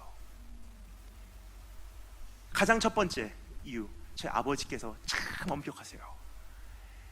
그러니까 선교사 입장에서 어렸을 때부터 아버지를 전 떠나서 살았어요. 일찍 집 떠났잖아요. 미국에서 오랫동안 혼자 살았고. 근데 지금 아버지께서 은퇴하시고 한국에 오셨어요. 그럼 한국에 오면요, 아버지와 같은 집에 있습니다. 근데 지금까지도 엄격하세요. 그러다 보니까 때로는 답답해요. 선교지 갔다 와도 당장에 짐 풀어, 정리해. 이렇게 자기 관리하는 거야. 다른 데서 먹지 마, 집에서 밥 먹어. 다른 데서 자지 마, 웬만하면 돌아와서 집에서 자. 처음에는 정말 힘들더라고요. 근데 시간이 많이 지나는 가운데 정말로 제가 만져졌어요. 근데 어머니께서 옆에서 보다가 너무 안쓰러우신 것 같아요, 저를 보실 때. 그러니까 어머니께서 이렇게 말씀하셔요. 참 지금까지 잘 참았다, 정말 오랫동안 잘 참았다, 정말로 수고 많았다. 그런데 이제는 충분히 했으니까 이제는 옆 동네 가서 살아라. 근데 참 희한해요. 저는 알아요. 하나님께서 자연적으로 저를 움직이기 전까지는요, 하나님께 저에게 주신 마지막 수단이에요. 움직이지 마. 저는 움직이는 게 안 어려운 사람이에요. 뭐냐, 본성적으로 막 다니는 게 사실은 잘 맞거든요. 근데 그런 사람에게 하나님께 주시는 것 사슬이에요. 움직이지 마. 야곱도 그러한 갈증으로 한평생 시달렸던 사람이 아닌가 생각이 듭니다. 야곱, 아버지께 인정받고 싶어요. 아버지께 인정받고 싶으니까 잘못된 판단의 연속이에요. 배반과 거짓말과 속임과 사기와. 그런데 마지막에 결국 형에게 쫓기는 신세가 돼서요, 도망 나와 돌베기를 하고 잠을 잡니다. 근데 그날 밤 하늘과 땅이 이어지는 그 사닥다리를 목격하고요, 그 다음날 아침에 일어나서 참 기가 막힌 고백을 해요. 뭐라고 말하죠? 두렵도다 이곳이요, 여호와께서 여기 계셨거늘 내가 알지 못하였도다. 그래요. 지금까지 우리 안에 있는 갈증은 어디서 말미암냐면요, 여호와께서 저기 계실 것 같아요. 하나님 만나는 거, 선교지 가면 더 뜨겁게 만날 것 같아요. 이 직업만 바꾸고 그 예수 믿는 직장에 가면 거기선 더 크게 쓰임을 받을 것 같아요. 이 환경만 정리되고 우리 아버지만, 예수 안 믿는 아버지만 내 삶에서 없어지면 왠지 모르게 더 강하게 주님을 위해서 달려갈 수 있을 것 같아요. 근데 오늘 주님께서 우리에게 말씀하시는 것, 그거 갈증이야. 하나님은 거기 있는 분이 아니고 그때 있는 분이 아니야. 여호와께서 여기 계셨거늘 나는 알지 못하였도다. 나를 주신 환경에 계신 분이세요. 하나님 나라는, 여러분, 뭔가가 해결돼서 더 잘 누려지겠다는, 이미 내 안에 지옥이라는 뜻이에요. 하나님 나라는 언제예요? Now예요. Now. 하나님 나라는 here, 여기예요.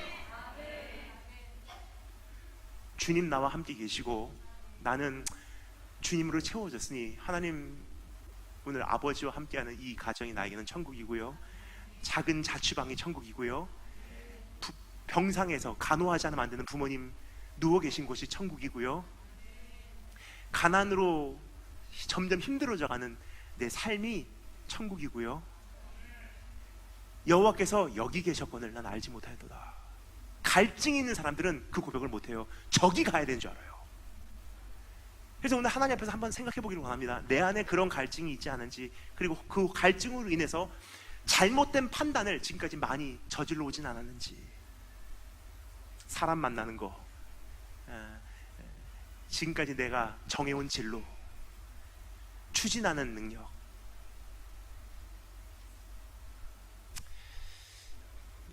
시편 23편 제가 참 좋아하는 시편입니다. 여호와는 나의 목자시니 내가 부족함이 없으리로다.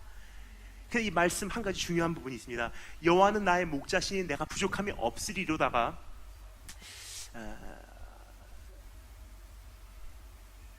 그 신앙의 그 어떠한 신학적인 그냥 선포일까요? 아니면 자신의 고백일까요? 참 중요한 부분이에요. 왜냐면요, 여호와는 나의 목자시니 내가 부족함이 없으리로다 라고 신학적으로 그냥 선포하는 거라면요, 양심적으로 내 자신을 보게 돼요. 근데 왜 이렇게 부족함이 있지? 여호와는 나의 목자시면 부족함이 없어야 되는데 왜 부족함이 있냐는 거예요.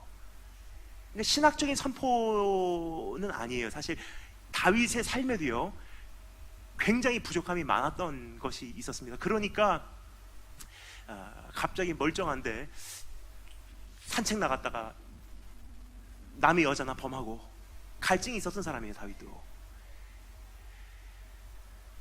근데 다윗이 이 고백을 한 것은요, 자기 안에 한 가지 결단을 한 거예요. 여호와는 나의 목자시니 내가 부족함이 없으리로다 결단을 해놓고 working backwards, 거꾸로 일하는 거예요. 그러면 왜 나의 삶에 부족함이 있지? 그러면 이거 뭔가가 잘못됐는데, 그러면 한번 여호와의 삶에, 여호와께서 나와 함께 하신 삶에 부족함이 없는 것을 정리해보자. 나를 푸른 초장에 누이시는 것, 그 손길에 맡기는 것이 부족함이 없는 곳으로 가는 삶이구나. 나를 쉴만한 물가로 인도하시는 것이 부족함이 없는 삶이구나. 한 가지 부족함이 없는 삶이 무엇인지를 정리하기 시작해요. 이제 시간 관계에서 다 말씀드리지 않겠습니다. 하지만 한 가지 참 중요한 것을 알 수가 있어요. 나를 푸른 초장에 누이시며 그래요.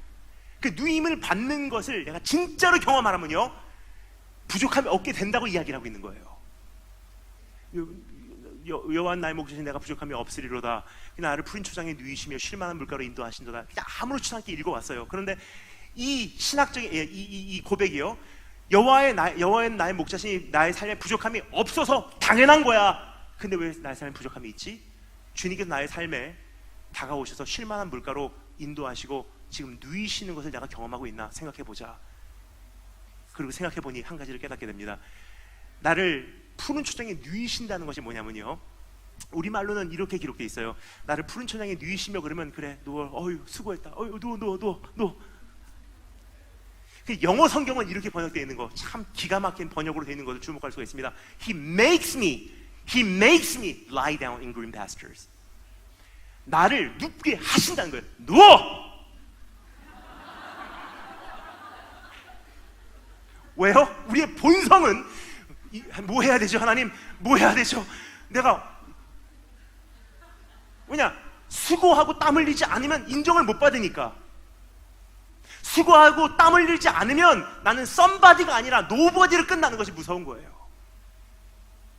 그러니까 하나님께서 우리를 다루실 때 가장 먼저 하신 게 뭐죠? 내 안에 있는 그 공허함을 계속 충족시키는 것이 하나님께서 나를 채우시는 방법이 아니라는 거예요. 하나님께서 좋은 목자 되신 이후 주님께서 나를 채우시는 방법은 전혀 다른 방법이에요. 누워! 일에 대해 공허함을 가지고 있는 사람에게 일을 더 주시는 하나님은 좋은 하나님이 아니에요. 일로 충족을 시켜주신다 하나님이 아니라는 거예요. 일을 향해서 궁핍함을 경험하고 목마름을 가지고 있는 사람에게 필요한 것은요, 일을 못하게 하는 거예요. 그래서 참 희한해요. 일을 할 만한 사람이, 일을 정말로 하고 싶어하는 사람이 교통사고.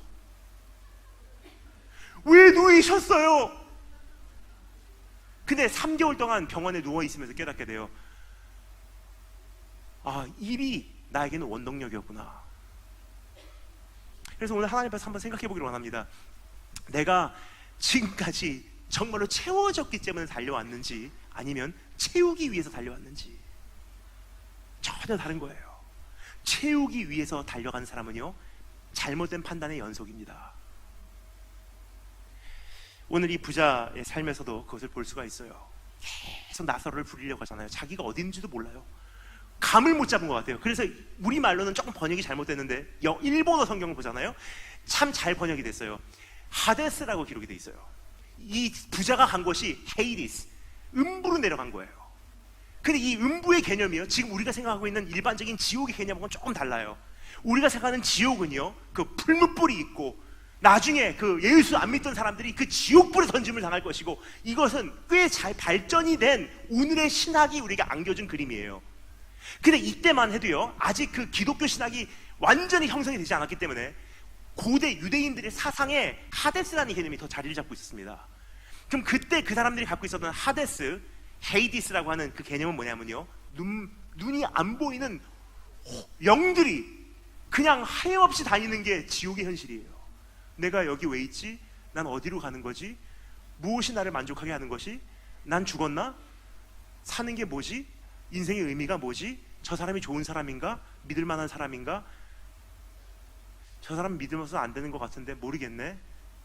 지옥이에요. 분별력이 없는 거예요.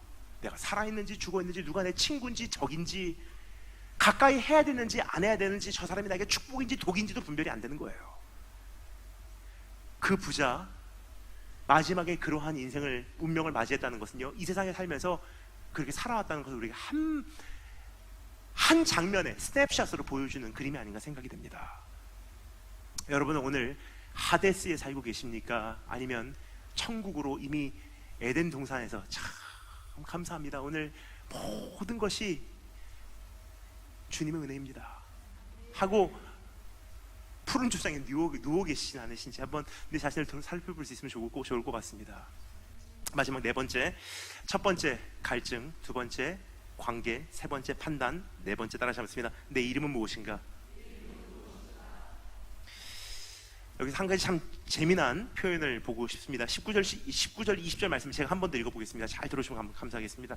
한 부자가 있어 자색 옷과 고운 배옷을 입고 날마다 호화롭게 즐기더라. 그런데 나사로라 이름하는 한 거지가 헌데 투성이로 그의 대문 앞에 버려진 채라고 기록이 되어 있어요. 여기서 이름이라는 단어가 등장하는데요, 의도적으로 주님께서 이러한 단어를 선택하셨던 것 같아요.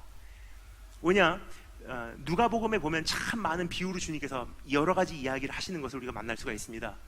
한 아버지가 있었는데, 두 아들이 있었는데, 한 목자가 있었는데, 한 여인이 있었는데, 한 남자가 있었는데, 한 주인이 있었는데, 한 종이 있었는데 등등 참 많은 비유로 주님께서 이야기를 하시는데 단 한 번도요 누구에게 이름을 준 적이 없어요. 언제나 한 아버지, 한 주인, 한 천부장, 한 백부장, 한 목자지 이름을 준 적이 없어요. 100% 모든 비유에서는요 이름이 없이 사람들이 등장합니다. 근데 참 희한해요. 유일하게 딱 여기서만 비유에 등장하는 이 거지에게는 이름이 있어요. 근데 그것을 우리에게 의도적으로 주님께서 인식시켜주기 위해서 여기서 뭐라고 말하죠? 그러나 나사로라 이름하는 한 거지가 있었는데. 사람들이 놀랐을 거예요. 제자들은 적어도 놀랐을 거라고 생각합니다. 지금까지는 이름이 없었는데 왜 이 사람에게는 이름이 있지? 이것이 우리가 그토록 알기를 원했던 한 가지 실마리를 푸는 힌트가 아닌가 생각이 됩니다. 왜 부자는 지옥 가고 거지는 천국 갔는지 지금까지도 최소한 세 가지를 보았는데요, 갈증과 관계성과 그리고 판단력을 보았는데 여기서 또 한 가지 참 귀한 것을 발견할 수가 있어요. 부자는 이름이 없었고요, 거지는 나사로라고 이름이 있었어요. 그 차이가 무엇이냐? 부자는 뭐라고 소개되고 있죠? 한 부자가 있어 라고 되어 있습니다. 근데 이 부자에 대해서 이제 이 번역하는 라틴어 성경을 보면요, 주님의 의도를 잘 미리 알았듯이 번역을 기가 막히게 해놨어요. 부자를 디베스라고 표현을 하는데, 이 디베스라는 단어는요 그 부한 사람이라는 표현도 되지만 고유 명사로도 사용됐던 단어예요. 바로 이런 뜻입니다. 한 디베스라는 이름하는 부자라고 이름하는 사람이 있었는데 그 사람은 지옥 가고, 나사로라고 하는 하나님이 아는 그 사람은 천국 가게 됐어. 마지막 주님 앞에 섰을 때 주님께서 물어보십니다. 네 이름이 무엇이뇨? 난 부자예요. 너는 그러면 넌 누구냐? 난 부자라니까요. 그 사람은 더도 아니고 덜도 아니고 그냥 부자예요. 주님이 모르는 이유가 있어요. 너는 누구냐? 난 서울대 나왔어요. 그러니까 너는 누구냐니까. 나는 연봉 얼마예요? 정체성이에요, 이 사람은. 근데 거지는요 다른 정체성이 없습니다. 다른 게 없고요, 그냥 I wanna be found in you. 난 주님 안에서 발견되고 싶어요. 알 수 있어요. 왜냐? 주님이 이 사람 이름 알거든요. 넌 나사로야. 주님 앞에 섰을 때 여러분 내 자신을 뭐라고 소개하실래요? 나는 부자예요. 나는 어디 대학 나왔어요. 난 학위가 얼마큼 됐어요. 연봉 얼마예요. 내 가문은 이런 가문이에요. 지금 주님께서 말씀하십니다. 영원한 것이 영종케 되기 위해서 우리의 삶을 진동케 하사 막 우리의 삶을 하나님을 소멸하시는 불로 흔드실 때 영원하지 않은 것, 눈에 보이는 것, 이 세상의 것들은요 결국은 없어진다는 거예요. 주님 앞에 벌거벗고 마지막 날 섰을 때 내 자신을 뭐라고 소개할 수 있는지. 거지 나사로, 이 세상에서는 다른 이름이 없었던 사람이에요. 이 세상에서는 노바디예요. 근데 주님 나라 가니까 주님은 이 사람의 이름을 알아줍니다. 주님 나라에서 이 사람은 썸바디예요. 그럼 반대로 부자는요, 이 세상에서는 썸바디예요. 근데 그 부자라는 정체성이 벗겨지고 나니까 주님 나라 가니까 이 사람은 노바디예요. 운명이 바뀌어요. 여러분께서는 그러면 내 자신이 지금 누구인지 한번 생각해 주면 좋을 것 같아요. 한 가지 질문입니다. 영어입니다. Identity equal me. 맞아요, 틀려요? 굉장히 중요한 부분이에요. Identity, 우리말로 정체성이죠. Identity equal me. 정체성은 나다. 맞습니까? 틀립니까? 세상에서는 맞다 그래요. 근데 성경에서는 아니에요. 왜냐? 세상에서는 아이덴티티가 나라고 가리켜요. 그러면 아이덴티티라는 게 뭐냐면요, It's a composition of information. 나에 대한 정보를 하나로 잘 구성해서 합해 놓은 게 나라고 가리켜요. 어느 대학 출신, 연봉 얼마, 어디 살고, 자주 검색하는 그 구글의 내용이 뭐고, 자주 방문하는 음식이 뭐고, 이 사람 입맛이 뭐고, 어디서 공부했고, 어디서 자라왔고, 지금 배경이 어떠한 배경이고, 어디 출신이고, 그러한 인포메이션을 다 종합해서 나라는 사람을 만들어내요. 그리고 우리는 그것을 믿어요. 나는 이런 사람이야. 근데 여기서 말하는 게 바로 그거예요. 너는 그게 아니야. 그게 다 벗겨진 후에 나는 누구냐는 거예요. 출신도 상관없고, 얼마 버는지도 상관없고, 그 직장도 소용없고, 그 가족도 없어지고, 완전히 헐벗음을 받았을 때 나는 누구냐는 거예요. 다 벗겨졌을 때 나라는 사람이 이름이 있냐 없냐의 차이예요. 이 부자, 세상에서는 아이덴티티가 있어서요. 이름이 뭐냐? 니베스. 난 부자예요. 근데 그것이 벗겨졌을 때 이 사람은 노바디예요. 더도 아니고 덜도 아니고 한평생 나는 부자예요 하고 살았던 사람이에요. 정말로 최근에 이 사실을 많이 생각을 합니다. 뭐냐?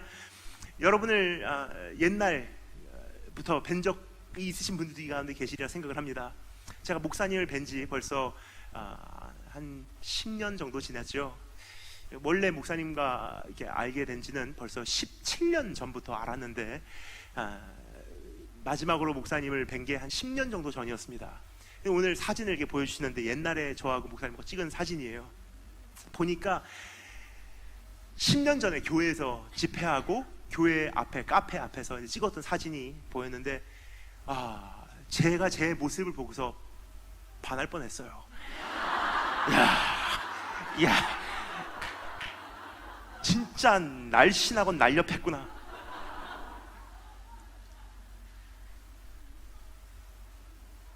그때 이제 집회를 가면요, 진짜 지난 이야기니까 말씀을 드리는 거예요.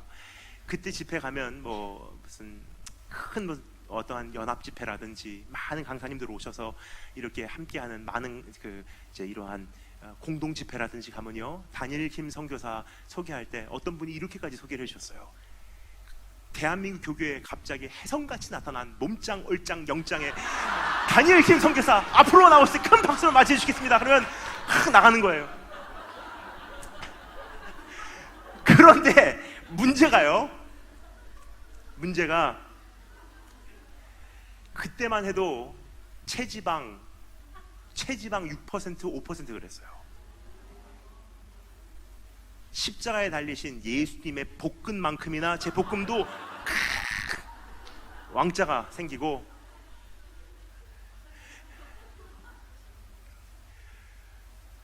근데 시간이 지나가니까 그 정체성이 없어져요. 저는 이제는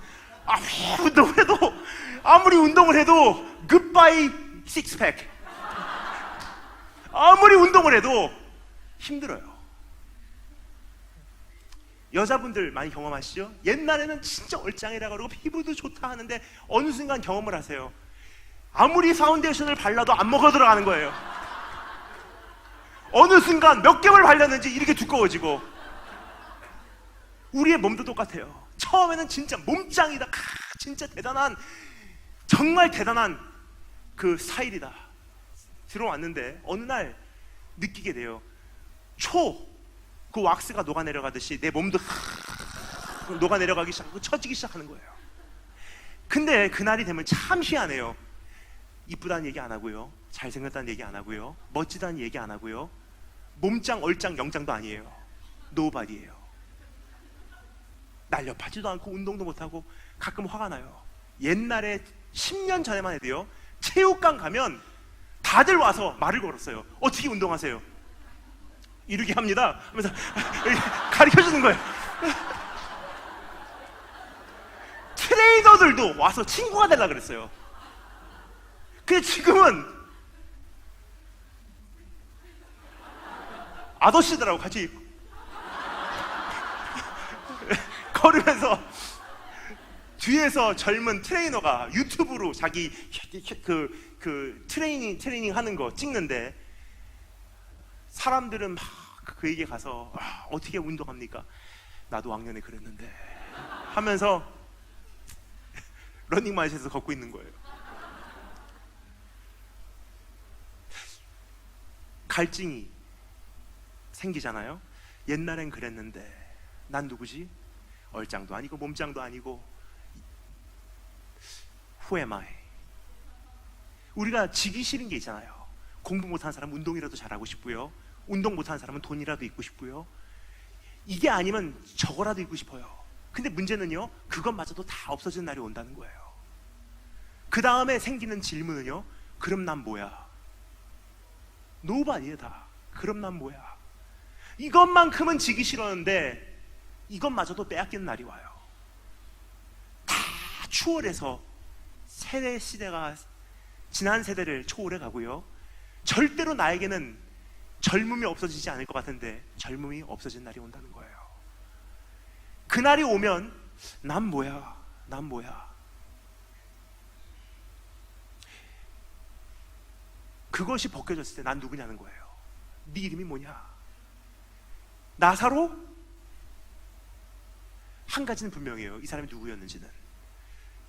이 세상에 살 때는요, 거지였어요. 그냥 거지. 그 사람의 정체성이에요.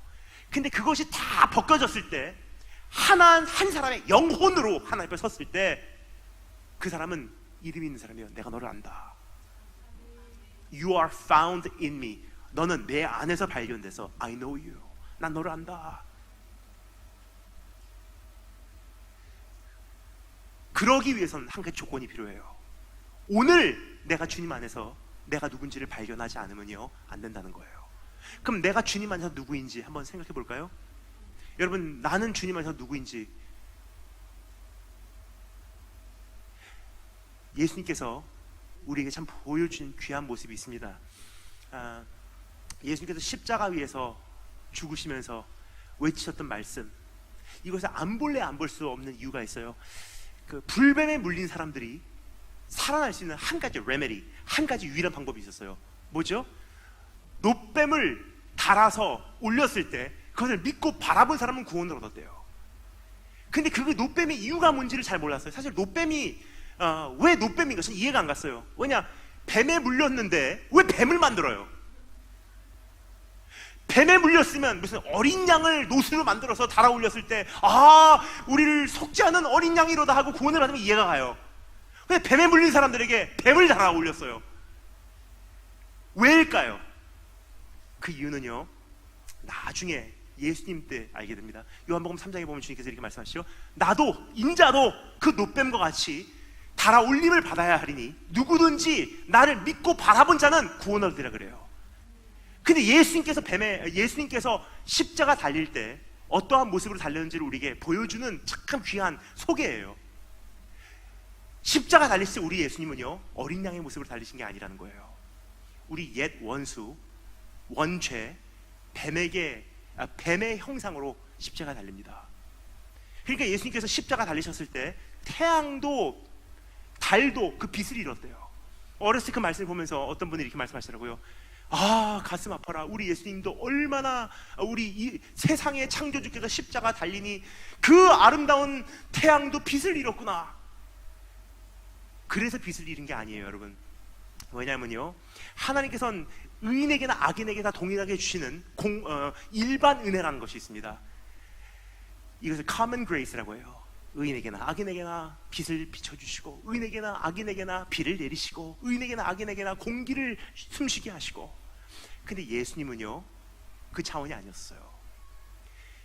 세상을 이 지경으로 만든 불뱀의 형상으로 십자가 달리셨기 때문에 태양도 달도 너는 이 일반 혜택조차도 받을 만한 자격이 없어. 빛을 감춰버린 거예요. 근데 성경이 뭐라고 말합니까? 그 예수님을 믿고 바라본 자는 구원을 얻으리라. 왜요? 십자가 달리신 예수님 보면요, 한 가지는 분명해져요. 이는 내가 사랑하는 자요, 내가 기뻐하는 자라 하고 하나님의 사랑을 독차지한 그분께서요, 저와 여러분을 위해서 십자가 달려서 거기까지 죽어주시며, 그분도 갈증 경험하셨잖아요. 내가 목마르다, 내가 목마르다. 그냥 단지 목마라서 그 용맹스러운 용사 되신 예수님께서 그렇게 목마르다가 끝까지 마셨다고 생각하십니까? 육적인 고통만이 아니에요. 불뱀에 물린 역사가요, 십자가 위에서 다시 재현이 됩니다. 내가 목마르다, 내가 목마르다. 네 안에 있는, 영혼에 있는 목마름, 네 자취방에서 혼자 씨름하는 그 갈급함, 한평생에 메말라가는 그 인생의 공허함, 다 자신에게 지니시고 십자가 위에서 죽으시면서 내가 목마르다, 내가 목마르다. 그러면서 우리에게 증명한 건 한 가지. 이제 내 축복이 네 축복이 돼. 네가 하나님이 사랑하는 자요, 하나님 기뻐하는 자야. 그것을 믿고 바라보는 자는 구원을 얻는다는 것은요, 더 이상 목마르지 않는다는 뜻이에요. 그래서 주님께서 뭐라고 말씀하십니까? 누구든지 나에게 오는 자는 속에서부터 생수가 덤쩍 터져 나오니 이 생수를 마신 자는 영생을 얻는데요. 나를 거기까지 사랑해 주신 분을 진짜로 목격하잖아요. 매일 매 순간마다 넌 내가 사랑하는 자요, 내가 기뻐하는 자라. 나를 사랑하는 자요, 내가 기뻐하는 자라. 계속 그 음성을 매일매일 듣고 확인하고 인식하고 되새기고 또 듣고 또 인식하고 되새기잖아요. 그걸 기억하잖아요. 그럼 참 희한해요. 서서히 내 안에선 갈증이 없어지기 시작해요.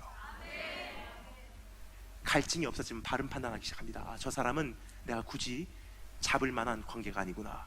거기는 갈 필요가 없어. 내가 안 가도 괜찮아. 하나님, 나 여기 있겠습니다. 여호와께서 나에게 재우신 구역이 너무 아름답습니다. 오늘 이것으로 난 너무 행복합니다. 어느 순간 내 자취방이 천국으로 변하고요,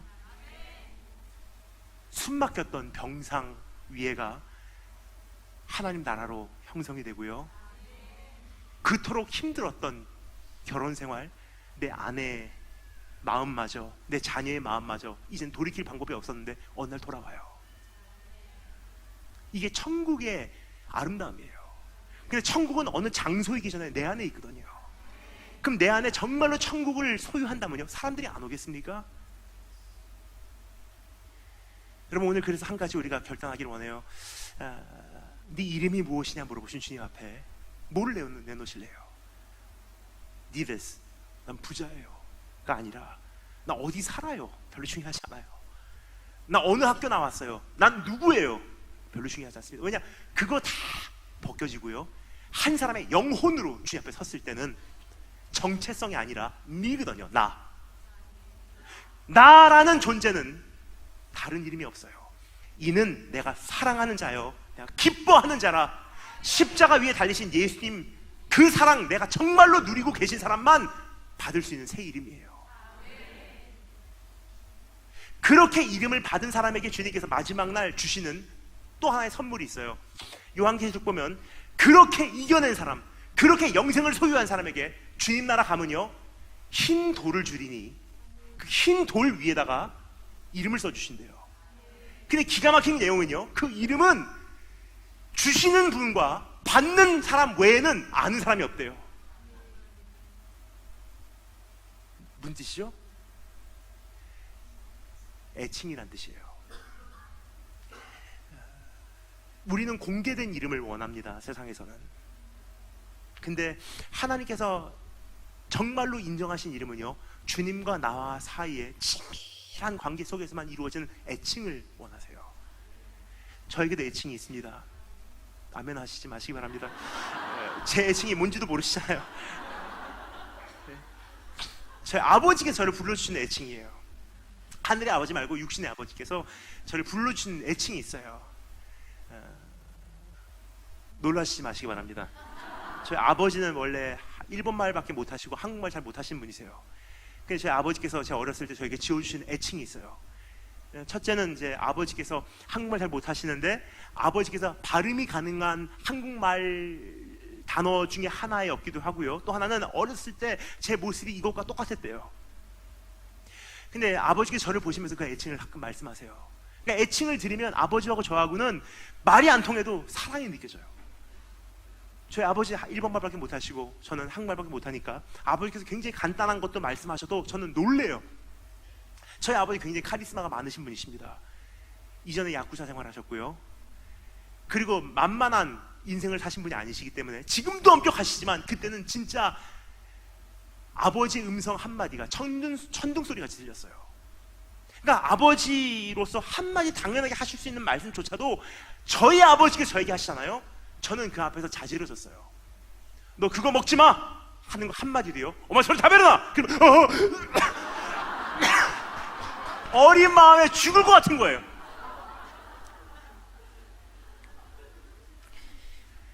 이제 죽었구나 하는데 아버지가 딱 한마디 하세요. 제 애칭을 부르십니다. 어이 찐빵. 그럼 참 희한해요. 이제 죽었구나 하다가도 어이 찐빵 그러면 아 나를 사랑하는구나. 이게 애칭의 능력이에요. 근데 하나님께서 우리에게 주시기를 원하신 이름이요, 훌륭한 목사야, 성공한 사역자야, 좋은 아빠야, 대단한 사업가야, 돈 많이 버는 남자야가 아니에요. 그 공개적인 이름들은요 언젠가 다 없어져요. 주님 앞에 섰을 때 진짜 what counts, 주님 앞에 섰을 때 진짜로 인정되는 딱 한 가지, 주님이 나를 향해서 부를 수 있는 애칭이 있냐는 거예요. 그 힘들 위해서 새겨주신대요. 그리고 그것을 영원토록 주님과 나 사이 속에서 속삭인대요. 그것을. 근데 그 이름은 다른 사람 모른대요. 나하고 주님만 안돼요. 영원토록 그 이름은 사실 나를 나타내요. 그래서 하나님께서 아브라함에게 이름을 지어줄 때도, 이름을 바꿔줄 때도 그 인생을 한마디로 뭐를 표현할까 하다가 이름을 주시잖아요. 베드로를 보면서 네 인생을 한마디로 뭐를 표현할까 하다가 이름을 주시잖아요. 우리에게 그렇게 이름을 지어주신다는 뜻이에요. 한마디를 볼 때, 내 한마디로 내 인생을 표현해 볼 때, 마지막 날 주님 앞에 섰을 때 그때 힘들었지, 울었지, 바닥을 쳤지. 그런데 은혜로 인해서 일어섰지.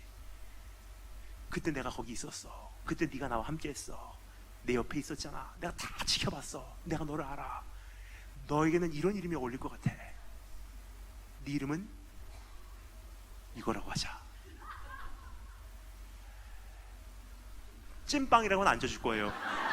이름은 찐빵이라고 하자. 그건 이상한 거고요. 네, 주님께서 그렇게 이름을 지어주시는 거예요. 그날 이름이 있냐 없냐예요.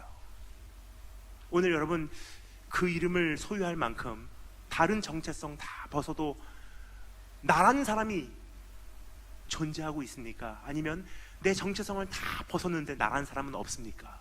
이게 굉장히 중요한 부분이더라고요. 이게 없기 때문에 많은 분들이 실수를 해요.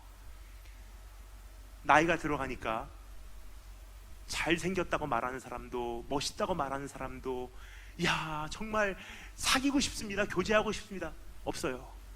제 얘기 말고, 제 얘기가 아닙니다. 근데 그런 사람들이 없어요. 옛날에 그 모습이 없다는 거예요.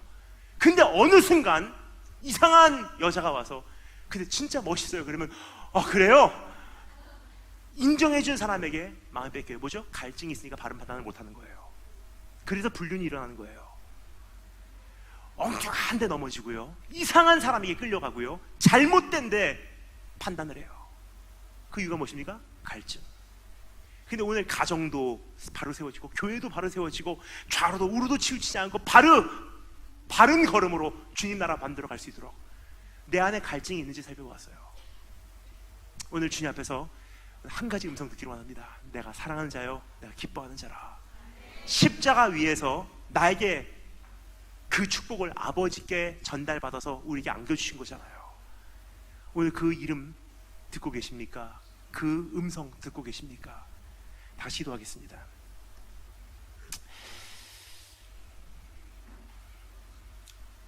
우리 찬양팀 올라오실 때까지 잠시 우리 마음 가다듬고 주님 앞에 우리 마음을 가다듬고 묵상하는 시간을 드리도록 하겠습니다.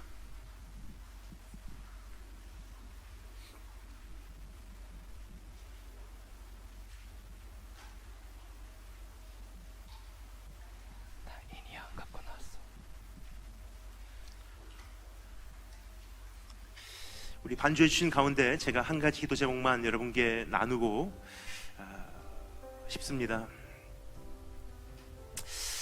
이렇게 우리 기도했으면 좋겠습니다. 하나님,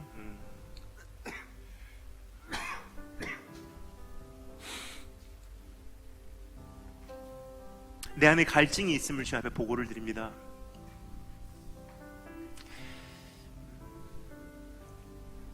어떤 분들은요, 이전에는 들리던 소리가 이제는 안 들리고, 이전에는 자주 접했던 칭찬이 이제는 나에게 전해지지 않기 때문에 참 많이 공허하고 슬프고 허전하고 외롭고 쓸쓸함을 경험하시고 계신 분들도 계실 것입니다. 그러나 오늘 참 좋은 계절을 맞이한 것 같아요. 그것이 없어도 너는 샬롬 하겠느냐, 아무렇지도 않게 평안하뇨. 근데 우리의 문제는요, 그것에 익숙했기 때문에 그것이 없어지니까 이제는 내 안에 평안이 깨진다는 사실입니다. 여러분, 주님께서는 우리에게 참 많은 관심을 기울이고 계신데, 한 가지 분명한 것은 내가 평안한지에 관심이 있으신 것 같아요. 부활하신 예수님께서 찾아오셔서 가장 먼저 물으신 질문이 바로 그 질문 아니십니까? 평안하뇨. 성경에서 말하는 이 평안이라는 단어는요, 싸우지 않고 있냐라는 뜻이 아니라 네 마음이 만족에 있냐, 더 이상 더할 것도 없고 뺄 것도 없고 네 마음은 완전하냐. Are you well?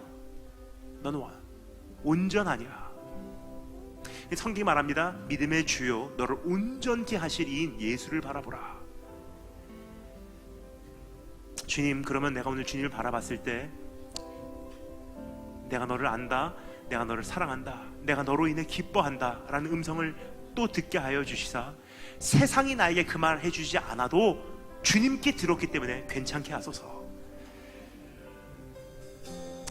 사랑하는 사람에게 그 말 듣지 않아도 주님께서 오늘 나에게 말씀해 주셨기 때문에 괜찮게 하소서. 사회가 그 자리 나에게 주지 않아도 주님께서 오늘 그 음성 나에게 들려주셨기 때문에 괜찮게 하소서. 여러분, 그게 평안입니다. 그것이 하늘나라의 증거입니다. 그래서 오늘 첫 번째 기도할 때 이렇게 했으면 좋겠습니다. 하나님, 내 안에 있는 지옥의 연기 소화시켜 주시고, 지옥의 냄새 흔적도 남지 않게 하여 주시고, 순간순간 매 순간 주의 음성 듣게 하여 주시고, 나를 인정하신 주의 음성 내 안에 깊이 파고들어 하나님 나라 이루게 하여 주시옵소서. 주님 한만으로 만족하게 하시고, 주어진 나의 삶의 현장이 다시 한번 천국으로 경험되게 하여 주기를 소망합니다. 우리 주 한번 크게 외치고 다 같이 기도하도록 하겠습니다. 기도합니다. 내 안에 가장 주여!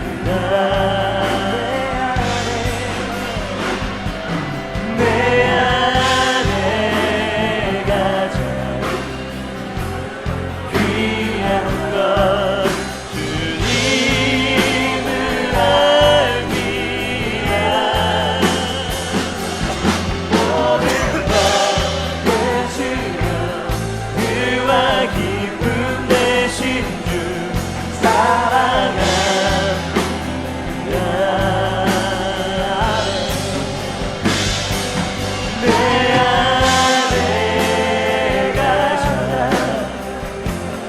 귀한 것 주님을 알리라. 모든 것 되시며 의와 기쁨 되신 주 사랑합니다. 앞에 벌써부터 갈게요. 정말 그 힘을 위해 가지려 했던 세상 일들 이제 모두 다 해로 여기고 주님을 위해 다